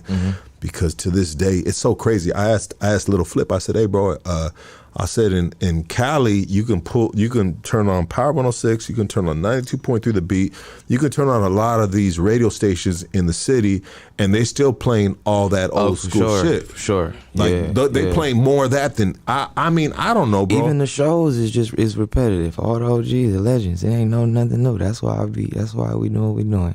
Cause they still How the West was won. It still got the same How the West was 5-6 people on there, man. Like I know the people tired of seeing them. I just know it. We need some new energy out here. And so that too, right? And so he said in Texas, bro, they ain't doing that. You know what I mean? But you said the West is won. That's how the West is won. I mean, you fuck with Ice Cube? Nah, I mean I seen him, but I ain't really went out my way to. Or had nobody like introduce me or nothing. It's certain people that I didn't. And you gotta introduce me like Mac 10. Like he already knew me though, and I didn't know. So I thought a nigga would introduce me the whole time. Mac 10 knew me already. Who's been the most impactful person in your life besides Snoop Dogg since the passing of your father that has really maybe thrown you some alley-oops, right? I wouldn't say alley-oops, but I'd say Warren G. Warren G, there you go. Before I even started making music, Warren G helped me get a prom suit. Warren G made sure I had a motherfucking party bus for my prom. You know? Regulators? Damn. You know? Put the camera on him real quick. I'm going to take a quick pee, but I want you, if you don't mind, or you can take the break with me, brother, but I want to talk about your favorite songs of your pops. Would it be Regulators? I mean... favorite song? I think my favorite song would be like Nobody Does It Better. Cause I think when I think he was talking to me in that song. It's a part in there where he like telling his daddy sorry. And that shit. Yeah. We could do that shit for sure. I like I said today, I wasn't gonna touch a lot of shit, but I left it fresh. But the time right, you feel me? But that shit, he got a song called Brown Skin. That shit unreleased, and that shit goes so stupid. That ain't, huh? Yeah, your wife go crazy. Your wife go crazy. I be listening to shit that like nigga, I was listening to what I was writing to yesterday. That shit with him and Tupac. Change Man. That and fuck. I can't think, man. Huh? Yeah, scandalous nigga. I could talk about some scandalous bitches. Huh? Oh yeah, that's my shit. Yeah. I was writing that shit too. So what was the favorite one? My bad, though. Nobody Does It Better. Nobody, yeah, and you did that, you did the fucking, yeah. It's that shit from me. Yeah. Best Ever is a song that you have. Yeah, I mean, I did like a little freestyle joint to it. But yeah, that's my shit right there, man. Nobody. I don't know how he hit that shit. I be trying. I can't hit that one. Well, Pops was raised in a chapel, though, right? You hear me? Yeah. That's the difference, and that's why, like, it's real important to know that, like, from the South, my right? story. Yeah, to know my story and where the rapping and where all that come in at, because that's the little difference, and it got its own, it's its own piece of the puzzle. Like if you know, I look at like nigga the Marleys, Bob Marley. Do you know how musically inclined that boy family is? Crazy, bro. They got he got about this. He got the 6. I don't know how many, but I'm gonna say about the 6 sons. All them niggas is about viral. Then he got his grandson right now going stupid. Like what the fuck? Damian Marley is my favorite. Yeah, I'm not even hip to the whole. I just know, I know their names, but I'm not hip to the catalogs or nothing. Did you watch the new movie that came out about Bob Marley? Yeah. What did you think about it? I thought it could have been a little better. I thought it was dope. Yeah. I thought it still taught you the story of Bob Marley if you was unaware. Yeah. But I just think just looking and you know, as I mentioned, his grandson, his sons. I just think that movie needed to be fucking as big as Bad Boy is right now. Bad Boys. Yeah. You know? Yeah. I think it needed to had that type of effect, you know? And don't get me wrong, it did good, and it was a good movie. And there's nothing away from Bob Marley legacy. It's better than Tupac movie. What makes you happy in life? Seeing my son smile. Seeing your son smile. Yeah. What kind of movies you like to watch? I mean, what are some of your all-time favorite Anything movies? that's like that I could learn from. Mainly, I like any little little bitches know like I like shit with black people in it, because mainly it's gonna be something in there where I could, you know, I like to read between the lines or something. But that like, you know, documentaries about real shit, you know. How do you feel about in regards to like, because I watch a lot of I'm a somewhat of a history buff, and it doesn't matter like, because my mom's Mexican and my pops is Russian Jew, bro. You feel me? So man, I've never really been accepted throughout my life from neither side. You feel me? Right. You know, the Jews be like, "Fool, you a fucking Mexican. Get your ass out." Right. So you got like a little bit of what's that? The Mr. Capone effect? I mean, I don't know who Mr. Capone. No, I know who he is, but I don't. Isn't he I know just? they be saying he not Mexican. Yeah. Well, you know what, bro. But that's what kind of built me. So sometimes when you have that certain things against you, it's either gonna break you or make you. For sure. And I'll say that it's made me 100%, and it's giving me thick skin. It's made me be very transparent and maybe be like, "Homie, fuck you, dog." You know what I mean? Yeah. What's happening? At this point. You feel what I'm saying? Because sometimes you gotta be like that. How do you feel about? But what I was saying in regards to being a history buff. Let me get back to that, guys. I don't want to get too. I don't want to get too squirrely on this on my topics I'm trying to bring up. But I love a lot of black movies because it's history or it's culture. Right. It's culture. Right. You know? Right. But there's not a lot of like, bro, there's not a lot of like Mexicanos. There's not a lot of like Latino movies. And maybe it's just the lack of maybe coming from a certain like type of culture that might be tight lip or, huh? That's what the culture was tight-lipped. Tight lip. Yeah. And most To show people. But put Rowdy on the mic over there, please, dog. Put Rowdy on the mic over there. Yeah. Let's get Rowdy on the mic, dog. Pull that over to him. Flip that mic right, dog. It's sideways. But yeah, Rowdy, speak a little bit on that, dog. That was basically one of the main things about our culture is that it was never something to show other people. You know, it was always to show only our younger generations and to keep our knowledge to ourselves and stuff like that, you know. But now it's like people want to know about it, you know what I mean? And it's like, and I think y'all culture evolved a lot. yeah. I think when you see movies, you know, if we talk about black films at least, just because that's more so what I would be, you know, comfortable speaking on. They showing us like a cholo.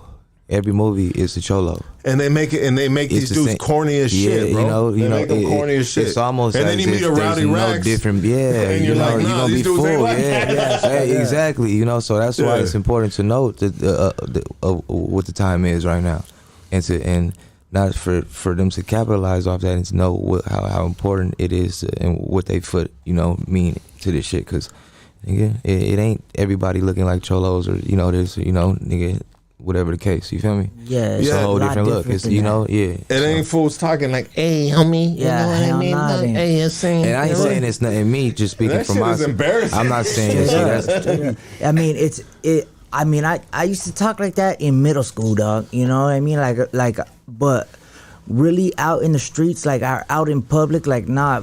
You carry I carry myself a certain type of way, dog. You know what I mean? And a lot of people, they don't think that we do. You know, it's just not. It's not that they expect a certain way or expect us to act a certain way. It's just that they don't know. You know, they don't know what it is. Like, you know, how we are and stuff like that. And from my experiences, they like to get to know it. You know what I mean? Like especially a lot of the older like black like moguls in this industry, like when they hear my story or when they're just around me, period, like they like to see what I'm like, and like they want to tap into it, though. They want it to be shown a little more. You know what I mean? Because they hear your music, and then they said, "All right, we hear his music, we like his music." You know what I mean? Let me have a regular conversation with this dude right here. And I think some of you guys are going to hate on me for saying this right now, but I'll say this: I think the Latino community has learned a great deal from the black community. Exactly. And we're talking about these are our neighbors, you know what I mean? And the black community has always been vocal about their shit, you know what I mean? And then the Mexican community, the Latino community, tight-lipped community, and then they're mad about not getting certain things coming their way. Not getting attention and stuff like that. But now, let me tell you something. You're exactly right when you say that we have learned a lot from the black community, and this is why we need to show our culture more, because the blacks, when they learn a lot from us, just being close to us, like in prison and stuff like that, they learn a lot from us and they like it, you know what I mean? So that's why it's like we learn a lot from them and it shows, and they learn a lot from us and they just wanted to show a little more too, you know what I mean? That's why it's like, it's all love, bro. Like my agenda, I'm pushing this black and brown thing like real hard, you know what I mean? Because I believe in it. I like it. It's like, sure. It's not something that should be shut down. I hate when people try to shut it down. It's like, well, if you don't like it, you don't have to participate in it. You know what I mean? We gotta evolve, man. Yes, we gotta. Us being here gotta mean something. We playing by the old rules, and when we gone, we ain't let that. What type of legacy we're gonna is leave that? our kids to that. Yeah, like exactly. We're not saying we gotta change the rules necessarily, but let's. I just don't think. I think if we really living by right and wrong, it's all the hatred. Right. The hatred's gotta go. It's gotta be about love, dog. You know what I'm saying? And when me and the homie get in the studio, we could feel it. We could feel it like this is something right. This is something that should be happening. That's why it's like, okay, we definitely gotta do this more. You know what I'm saying? So that's why we linked up like the way we did. Organic little flow we got going right now. Think about what we're talking about right here and talk about linking up. That's why we linked up with, bro, Drummer Boy, NHALE, Rowdy Racks. Like I'm just talking about. We were talking about spaghetti recipes earlier and shit. You know what I mean? But I'll say this recipe. That's one for your ass. I'll say this spaghetti recipe right here. It's gonna be the best spaghetti you ever had in your motherfucking life. And this is just the start, bro. Like this little album we about to put out and this tour we about to do is gonna be a start of. It's gonna spark a wildfire, bro. Because there's other ingredients that could be added, you know what I mean, or other recipes that could be made. Like I just did a track with the homie Yellow Hill. We shot the video. Shout to Yellow Hill. Out, yeah. That shit's gonna be dope. This West Coast, this real West Coast street life is what it's popping, dog. This is gonna be the shit, and it's like people don't really even understand the depth of what's going on yet. Like it's barely getting started, dog. I think what's important and what's dope about Rowdy Racks is he like to collab. And in my culture, we got to do more of that. And I'm not gonna wait on them to do that. I'm gonna fuck with the dudes that's woke on what need to happen. Cause at the end of the day, that's what it's about. When my pops and him came out, nigga, you didn't just know Nate Dogg. You knew Nate Dogg. You the knew whole Snoop Dogg. squad. You knew Tupac. Nigga, you knew Daz. Nigga, you knew about 10 different niggas. So I think until we get that part right, I'm not gonna even make it about a race thing or wait on my folks. I'm gonna do it right with the niggas that want that understand, the assignment. There's not gonna be no one superstar. It's gonna be a pack full of superstars. Yeah, nah. We making exchangements here. Take my fans and give me get some of yours, and then let's go get some new ones. I love this, bro. And it goes deeper than that. Like we don't just work together. Like you know what I'm saying. My little sister having a birthday party, come slide through. You know what I mean? It's like it becomes a family thing. When it comes like friends, real friends, for a fact that they're family. You know what I'm saying? And type shit. I'm gonna say some fucking shit that motherfuckers will be on, like that's some gay ass shit, Lucky. And I'll say this, and it's not gonna be gay ass shit. It's just gonna be real life shit. You know what I mean? But fools talk shit. So when I had, in regards to all the guys right here, Like, it's like, bro, like, yeah, this is our sanctuary. This is church right here. But, like, I don't only want to do this with you guys. I'm like, I want to go on a fucking hike, bro. Let's go. Right. Yeah, let's exactly. Let's go to Eden Canyon, bro. Shit, that's me and the homies every day. Yeah, like, I want to do shit like that, bro. Let's get off the block. See, and the thing is, they want to see that. You know, all of your podcast fans, they want to see that. We need to capture that on camera and show the world us kicking it. You know what I mean? So that they see that and they know, like, oh, that's cool. That's all right. You know what I mean? You could go hang out with your friends, even though they're other races. That's okay. You don't gotta be. That's crazy you say that, cause like, what do that even look like? Yeah, exactly. Right. We know what it looks like. Yeah, exactly. No, but for they sure, don't for know what sure. it looks like. Yeah, You know what I'm yeah, saying? yeah. That's the thing. Like, we gotta show them, like, Like, what do it really look like? what do we want the world for our kids to be in? A comfortable world, or a world where they got to walk on eggshells? Like, nah, we want them to be in a comfortable world. You know what I'm saying? I think we're at a good point in within the city in regards to integration of cultures, because we've been neighbors for so long and we've had so much beef, and not that the beef doesn't still happen from just different sections. You know what I mean? Right. But at the end of the day, like, you know, in the early days, bro, it was just like, you black, are you this, you know?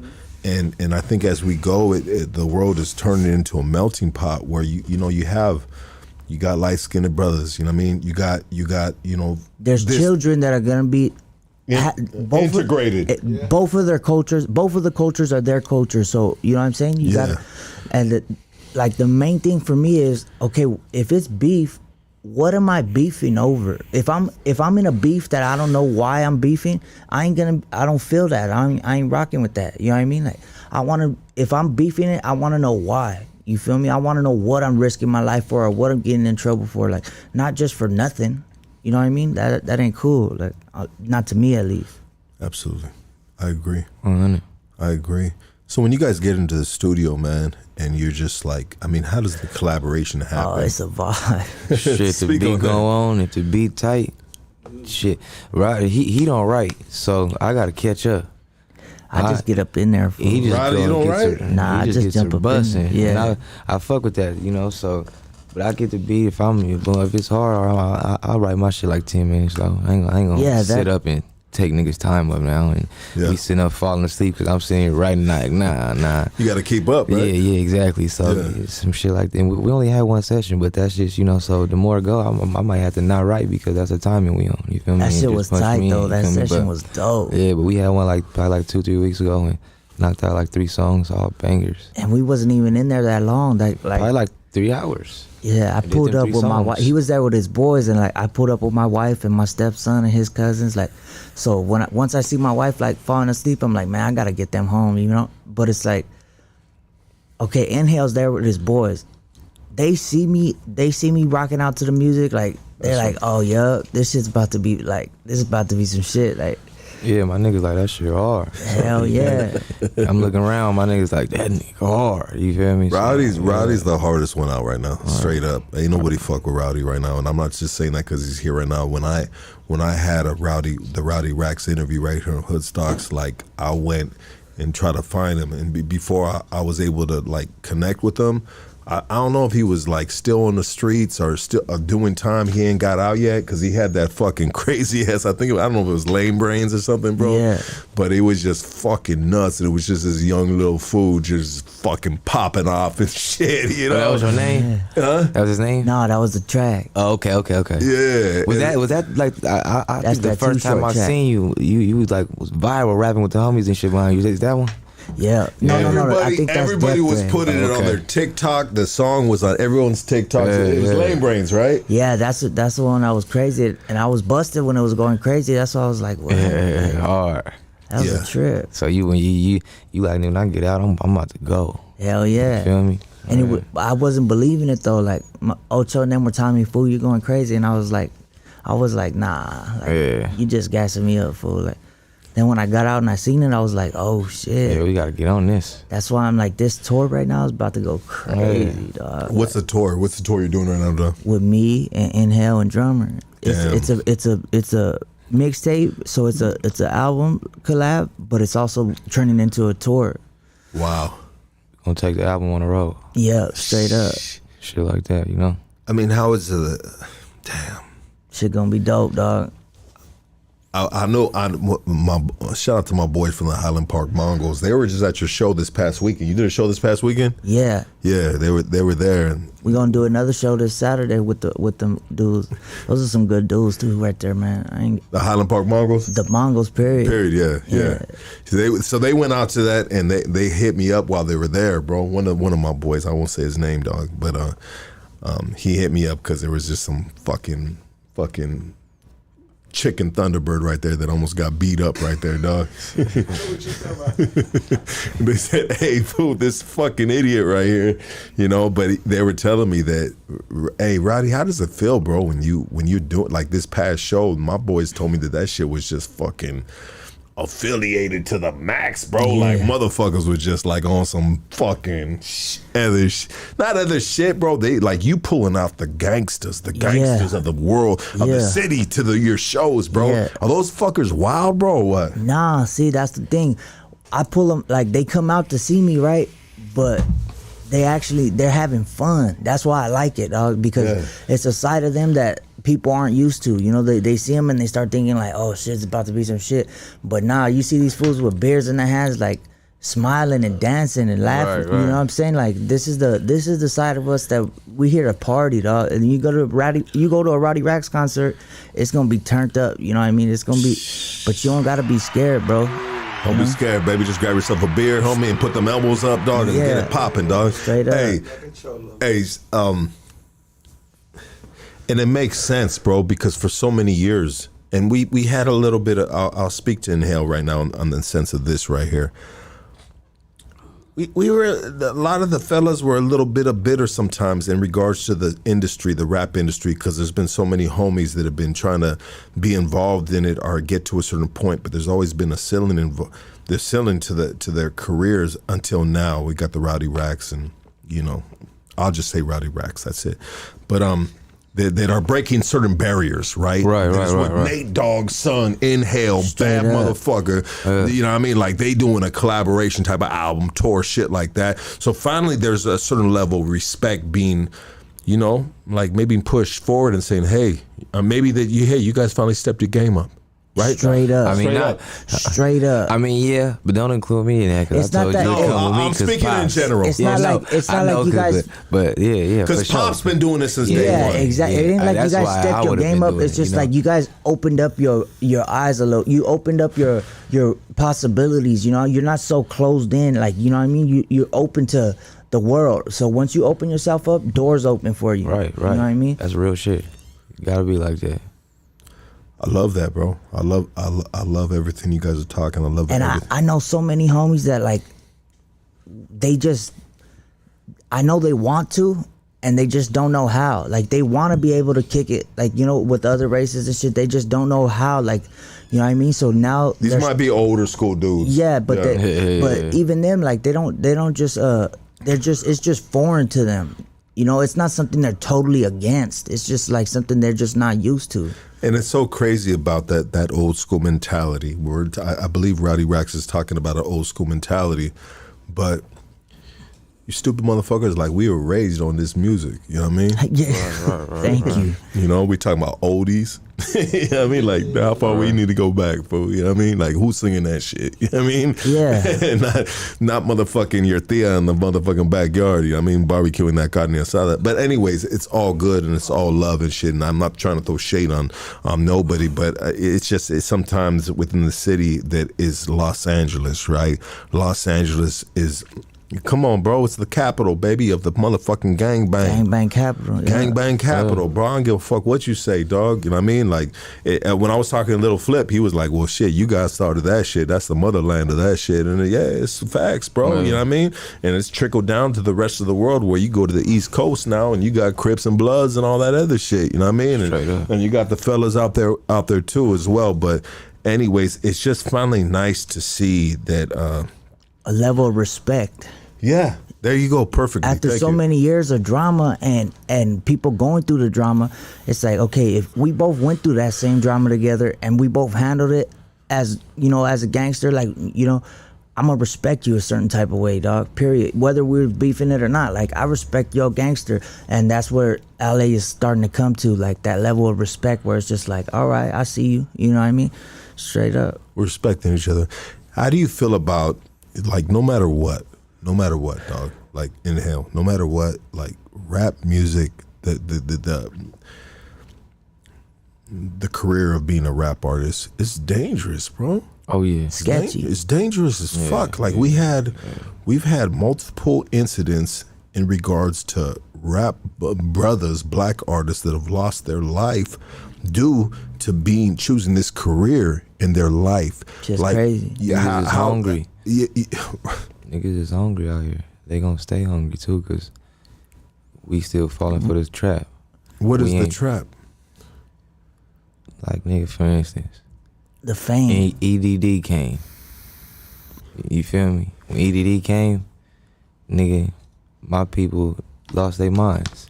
You know, as far as like, nigga, I can do your EDD for you. Now niggas is taking people's identities and doing, you know, and it's at the end of the day, nigga, that's all the effort and shit you put into that.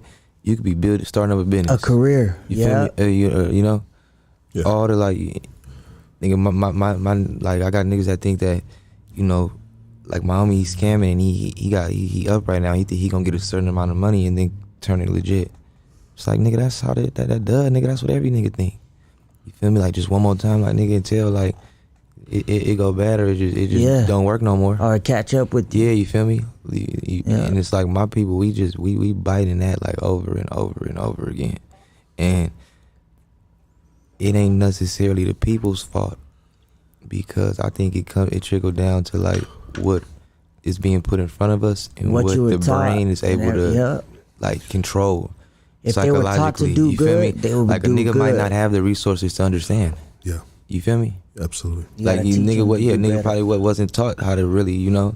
And a lot of niggas ain't, or some niggas are taught, and they still go out and find other That's what's crazy. You feel me? That's what's crazy. shit. You bro. feel me?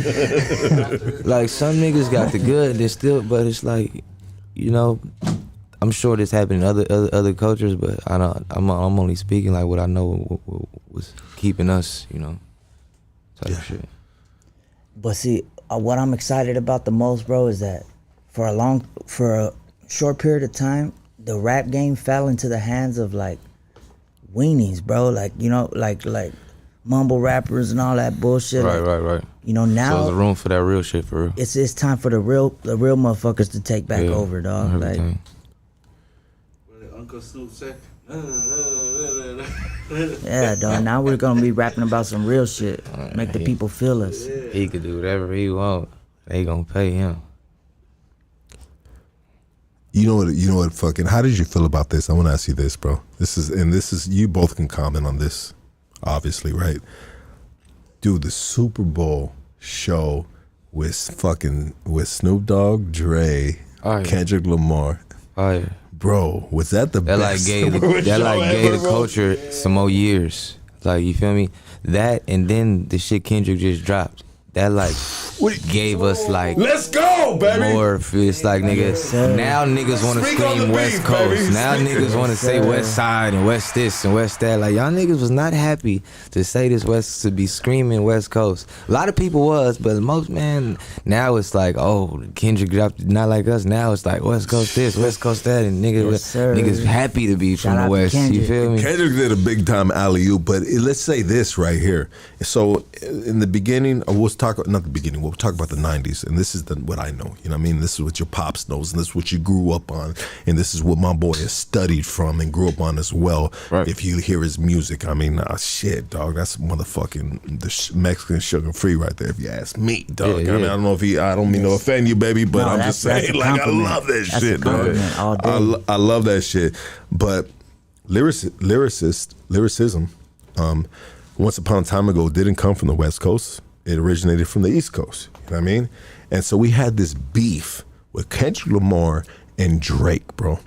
You know, and talk about a Kendrick Lamar. If you could, if you could call it beef, Speak on that, bro. that shit was Speak on over that with, beef. man. that was a one-sided beef right there. Yeah, that shit was crazy. I ain't gonna care. Speaking of how you guys felt, like who won? And I can't lie, like I fuck with Drake's Yeah, Kendrick music, bro, won. but Kendrick Yeah, I fuck with Drake too. Kendrick bodied that fool, bro. Like, Not Like Us record is going stupid still. and not only that, that other one too. What's that other one? What, with him and Future in it? Yeah. Like I don't know. It's like that or something. What he's talking about is like bad and Where They play that shit in the club though. Both of them. Kendrick comes out They hard. banging as both fuck of those in the that club right now. They not playing either one of Drake disses. They probably is in Canada somewhere. shit. That's just crazy, bro. But see, off top though, if you listen, like you don't want to beef it with Kendrick. You ain't trying to beef with Kendrick, bro. In this rap game, like that man is lyrically inclined. Like, I think a nigga didn't know that. Like I don't think Kendrick knew what he was getting himself into. I no, mean, Drake. Drake. I Yeah, don't think he really knew. yeah, You he feel me? underestimated the homie. Yeah, I think he was Yeah, not I really underestimated aware. like a motherfucker, Yeah, like I bro. don't think he was really aware. I thought when the Meek That's Mill, like trying to beef with Eminem or something. Yeah, like is you crazy, he's nigga? stupid as shit. It's about to tear you apart, bro. Like, Well, you know, when I thought when Meek Mill had the beef with Drake, bro, I thought Meek Mill was gonna tear him up, bro, and then I just fucking let me down, and then we found out that fucking P Diddy was his fuck buddy, and I mean, I don't know if it's true or not. I You know think what I it mean? was some extra shit in between as to why Meek Mill couldn't get his off in peace. You know? think so? And Okay, because I think he's a dope ass rapper, bro. I thought he was gonna just blow that fool He out. had the Nicki Minaj bitch at the time. It was a lot of that in between. yeah, But then what's that's his why name? Drake thought he was hard. You know, like he like nigga, you got nigga, like nigga, you feel me? But then what's his name? What the homie that used to be signed with Kanye West? Help me out real quick. That killed his ass and brought about his son and shit. Pusha T, dog. Oh yeah. Pusha T blasted that fool. But man, all time, like we think about the Hit 'Em Up, the Tupac would Hit 'Em Up with Biggie and shit. Like you know, we think about Ether. You know what I mean? We think about just different beefs, right? Thank you, Roddy. You know, but it's bro, like, is the Kendrick Lamar and Drake beef the most all time? I wouldn't say all time, Hell because ain't no. nobody What is died. it? What is it? I mean, all Hell time no. is the Biggie and Tupac. Okay. because they both died. Yeah, absolutely. And not Yeah. only that was a worldwide like it was people were really choosing sides and like Yeah, banging yeah, that nigga, shit, like, ride on you over some. Yeah, like it turned out to the Yeah, streets. high you key. feel Like me? this On God, Kendrick you ain't and Drake lying. beef, it's like everybody just like, okay, you want We talking Kendrick. music. We talking rap with them. We talking rap, but back Yeah, then it back was a then it was- lifestyle. yeah. It bled over to the Yeah, streets you where feel me? motherfucker was catching them Right, fucking real everything. things. Yeah, Right high now, key, only fool. niggas that's Tupac riding with and Drake is Biggie, just that beef fans. was like legendary, dog. Like that shit. I don't think nobody could top that. oh, like West Coast and East Coast beef. Yeah, that turned into Yeah, a real you feel me? life East and West thing. Like That low key not laid. The foundation is the wrong word, 'cause that'll make you think shit about killing. But like that's definitely like a big part of hip hop. You feel me? Like that definitely like cured. You feel me? Hip hop. That's like a part of like this shit. The fact that they was the two biggest rappers and died like that. You feel me? Like you must include that just in the story of hip hop. You feel me? yeah, that's like Like yeah. though they had some dope ass careers, like the beef and them dying is a sweet spot. That's It's like a layout You now know, yeah, for a rapper's life. Like, you know what I mean? And speaking about life, how is it important how you move in this day and time of you in regards to your come up? Like, it's very important, right? Yeah, There's a lot of shit, there's a lot we of haters out there, a lot of clout chasers, right? Yeah. I mean, shit. We keep the shit with us and Yeah. keep a few of my niggas that they know what we capable of, and they know where we trying to take it, and can't nobody go for real, but you know they don't want me to go and I don't want them to go. Exactly. So, Yeah. We move a certain way for real. Absolutely. And the bro. niggas that's with me, nigga, we was sandbox niggas for real. Like, you feel me? Yeah. He's really my boys. You know. And I feel like that too, dog. I feel like that too, even in this podcast game or all my years of the gangbanging and being in the penitentiary and all these things, adversities that I faced within our own people, right? Yeah. My own people. For sure. You know what I mean? For sure. That is the most treacherous. Something like that Nip said was crazy is like when you active in the gang life, when you active in the streets, when you one of us, you looking for a nigga that look just like you. Yep. You feel me? In the Yep. sense that like you gonna know what he look like. You feel me? And he said like that's scary in the sense that like It is scary, bro. because like nigga, I'm like, you feel me? Y'all know what I'm getting at. Like I'm gonna know what type of nigga you know that I'm looking for if I'm riding And see, that's up or not. that's You feel the me? Like seed that and that's planted in like us. you feel me? Yeah, like that's a part of the trap that niggas is. To, You feel me? that's what they do Falling to right the in. minorities. I want to say something right now, and I don't know if I'm faded. I smoked too much weed or had too many shots, but I got family members that are black, right? You know what I mean? And I feel safe for them. You know what I mean? Homie. I feel safe in the sense of this. You know what I mean? Like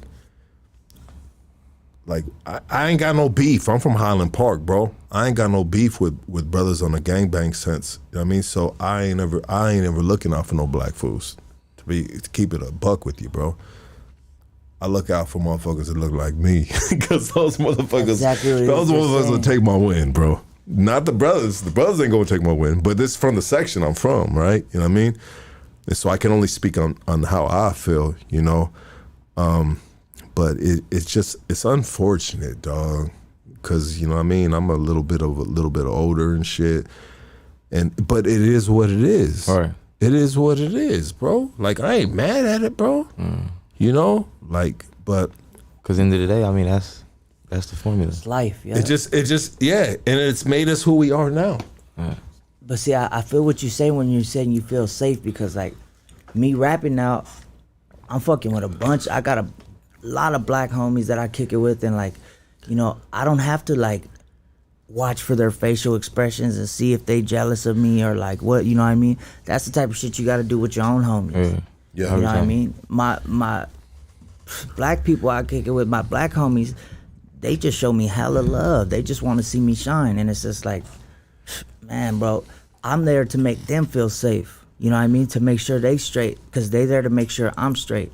So it's just like, it's lovely, bro. It's lovely. I can't wait for everybody to experience what I'm experiencing. Your experience doing shows. Your experience doing shows. I mean, what is your reception that you're getting? I ain't did a show in a few months. I ain't gonna lie. You ain't gonna lie. Yeah. The last show I did probably was, I couldn't even tell you, to be real. Probably like 3 months ago. I've been so locked in with being a dad and like getting my formula right with the music, to where I'm not in a rush to have a show if they not in a rush to see me. Because I think what you're doing, bro, you know, and I think what you're doing is you're obviously you picking up the family trade from Pops, you know, and you're applying a recipe that will be timeless. Right. You know, Right, so right. it's something you really don't have to rush, bro. Yeah. You know what I mean? And I think of that a lot, cause nigga, I could if I was to go right now or tomorrow, it's gonna, of course, it'll be everywhere. Nate Dogg son, Nate Dogg, but at that point, you know you know how that shit go. It's just, like the rappers we just talking about. Nigga, when a nigga die, his music go up, yada yada. But sadly, I know if I was to go, it'll make blogs, yada yada, and at least my catalog would be, you know, somewhere up, you know, upscaled or upstreamed, I would say, you know. How important are podcasts in this game that we're in right now, or this era that we're in right now? They real important. How many podcasts have you done? Go ahead, brother. I've done I'm a sorry. lot. I've done a lot. What is I don't one of do your- many no more though. What is your one of your favorite podcasts you've done? It doesn't have to be Hood Stocks, bro. I But was just gonna say hood stuff. I ain't gonna lie to you. real shit. I was really about to say that. Y'all niggas cool as hell. And we I love you, we baby. really conversating, like, you know, that you know, a lot of podcasters say I did. You go up there and nigga, you just the vibe all off. You ain't comfortable. All right, we just here for business. I feel like I'm really just having a conversation with you. You feel me? And, you know, it's just chill, lay back. You feel me? Niggas smoking, drinking. It's good. Like for instance, I've been to the No Jumper shit, and it was just straight like. It's trash. Nah, like my niggas, like we was already on bullshit because the reason we was there was for some bullshit, but it's just bullshit. Like you can feel the energy. Like nigga, I'm walking there with 8 niggas and they mad dogging the security, like all type of shit. Like nigga, we ready for whatever, you know, some other shit, you know. here like I already knew, you know, the assignment for real. And after the Lefty Gunplay interview I did, they invited me to the No Jumper podcast. Oh, hold on. And I said, you know what? Time out. Go ahead, baby. Speak on it. That was you? That was me, though.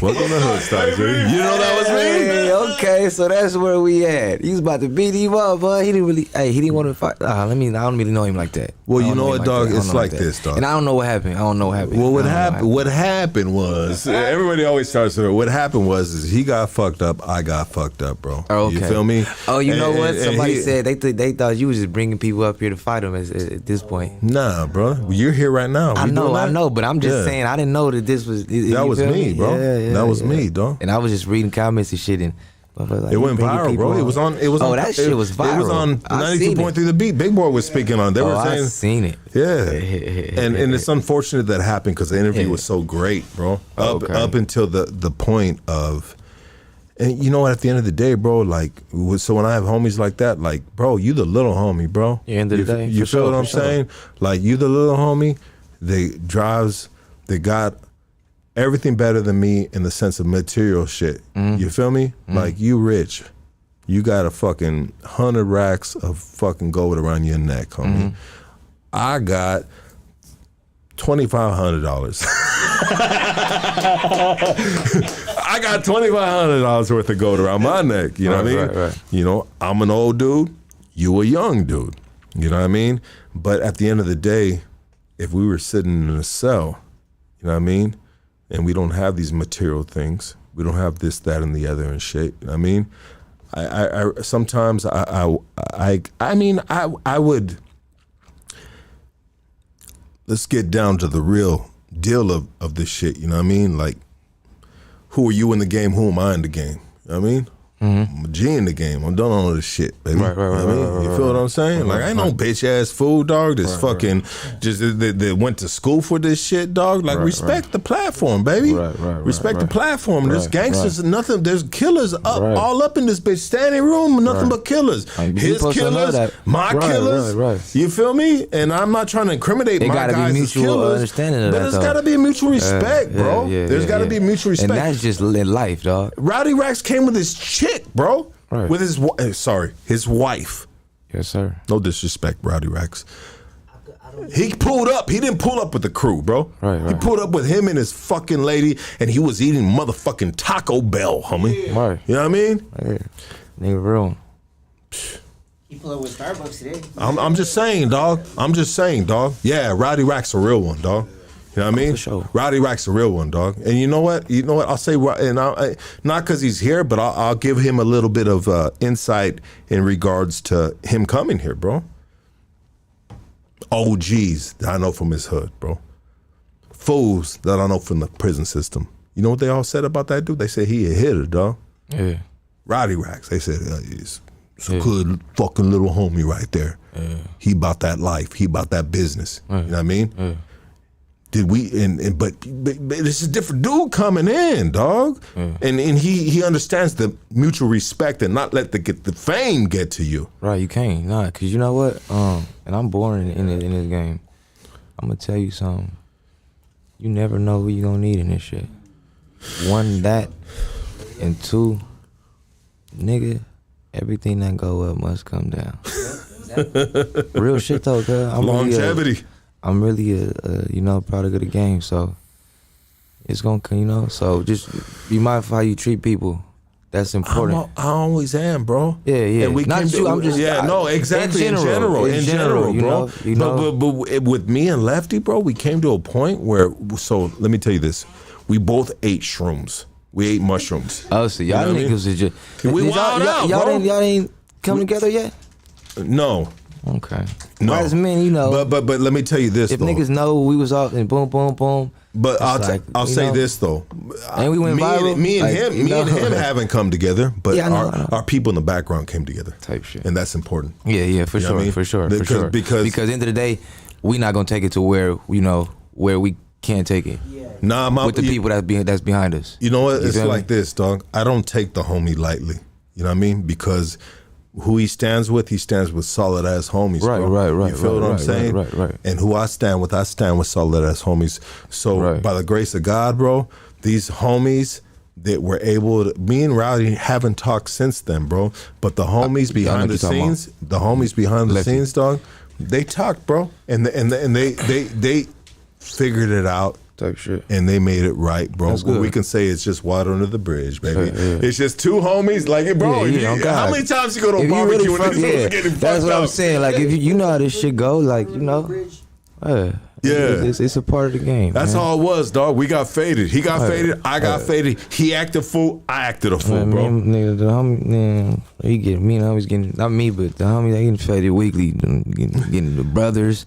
These niggas just my nigga right here. He probably nigga. He got into it with his brother yesterday. Faded, nigga. He just started tripping on the nigga. Like, man, what you tripping for? That's family shit, bro. Yeah, you know And that's that how it is with the be. homies. Niggas be faded. And you know how many people I have said, "Hey, Lux, if I was." Anyways, I'm gonna leave it right there. But anyways, I don't take it like for the little homie. He a little homie to me, bro. You feel me? You know what I mean? But I respect him in the sense of what he's doing, you know, and the greatness that The game is the game. Yeah, you know. End of the day. Yeah, you know, you and- can't. I'm not going. I don't got too much of an opinion on that. But nigga, if you you said you didn't know that was me? Nah. Does that change the interview? Hell no, that shit make it funny. 'Cause I had no idea, nigga. So check all I it- do is I just remember seeing that shit. Like a lot of times, I went places where niggas was talking about that shit, and I didn't know nothing about nothing besides that the other dudes. So I'm like, oh, I didn't know it was you though. I for sure seen like When I went to- 10, when I- 15 seconds. All I seen is two niggas get up. when I went to Texas, they all knew it was me, and I realized that we assess our surroundings, right? And I'm in San Antonio, Texas, in La Conecta studio. My boy Danny leaves me because he had to go take care of Mexican OT's merchandise, which he does. Shout out to that dude, he's killing it, dog. Danny at La Conecta. But anyways, when the brothers started coming in, Little Flip, Kyle Lee. Have you heard of Kyle Lee out of Texas? Mm-mm. He's a Rapper? Yeah, he's dog. He is such a fucking great dude, brother. I felt so great chilling with him, and he dropped a lot of gems. But anyways, I realized that they all knew me only from the Rowdy Rack situation. That's why I kind of slid in there. Like it ain't so bad for that shit went viral. Like that's also bad as pub. Also But good. if you're the dude coming into the interview with the dude that had this viral moment that wasn't potentially a good look on me, right? I mean, it wasn't a good look on me, dog. In the sense of being the older homie, dog, and not being able to fucking just like look. Hey, maybe I did. See, maybe that was my senses. Why I told my boy what I told him yesterday or 2 days before I came. Maybe I did kind of like sense that, because I did have an understanding of what the setup was like, but I didn't know. That's why I said, man, I want to do shit like that, or where we can, let's keep this shit real. We can put the people on something. You said you didn't want to do no drama or none of that bullshit. And I seen that out there too, dog. And honestly, but I didn't know that was you when I said that. But when you said that, bro, I had been up on that shit or seen it in recent time within the week, and I was just like, you know what, dog, that's some bullshit, homie. In the sense of like, bro, these fools are clout chasing, dog. If you really, we can get on a little bit, because if you really from the streets, it's a sense like this. We can hit on it a little bit. Okay. If you from the streets, right? If I see you somewhere and I put my hands on you and you ask me to fight, I should give you that fight. Yeah. I shouldn't say, nah, nigga, I already put my hands on you. Now you gotta come catch me. Yeah. Don't make sense. That's the clout in there. That's the clout. So nigga ain't gonna explain the whole story of how it would make it clout, because I done did that on the, in the past, and the no jumpers and shit. But it's why nigga don't like talking about shit like that, because it's like, nigga, you not even really like that, because nigga we could have been off the net, got a fit. Nah, this is about you wanting to say you got close to a nigga like me. Yeah. You feel me? And you know what, brother? NHALE. That's how I took it, dog. And this is a dude that's been in the game, bro. Right. And honestly, like if I watch the situation and I see it, that it's stupid ass motherfuckers uploading this shit and making their own assumptions. But if a gangster watches that, you know what I mean? He understands what this dude is doing, dog. And honestly, bro, if I was there, bro, and I don't know neither one of you motherfuckers, dog, I'm gonna be like, dog, this stupid motherfucker, dog. Or say I know who is who. I gotta know who's right. That I understand what this dude is doing, dog. Right. And it's just clout chasing, bro. Right. It's 100% clout chasing. And dog. in today's world, in a way, but it's cool because the niggas I'm moving with, we on that. Yeah. That was the day that, you know, nigga, all gangsters, nigga, come on, get cost living. I take mine. Yeah, we do. Cause nigga, I was originally when I was like I told niggas, I was at that establishment having a business meeting. Cause yeah. I'm in the weed game and shit, and yeah. You know I got my own little cannabis and shit, and we working on that. So when a nigga see me, they was buying the eighth. I'm in there meeting with the owners. Yeah. You feel me? When a nigga see me, they ain't there buying the eighth. Yeah. Yeah. Oh, there we go. It's all good. Yeah. It's part of the game. It is. You feel me? It's like this, bro. Like, bro, you know how many times I'll say this. You win some, you lose some. Right. And I'm it's like the last thing I'll say. All I know is if I see a nigga and it's me and my two homies, we not about to film nothing. Yeah. Ain't nothing being filmed, cuz. Say less. You feel me? I want everybody to give it up for the great NHALE. Thank you, brother. This has been dope, bro. Damn, dog. It's been hard, my boy. One of my favorite interviews, dog. One of my favorite interviews. Man. How can people support you, bro? How can they just man, NHALE on all platforms. NHALE. On Instagram is NHALE with the number 7. NHALE and the number 7 because I've been one of them. Thank you, brother. This has been a pleasure, brother. Hey, we out of here. We'll see you guys tomorrow night. We gone. Jeez.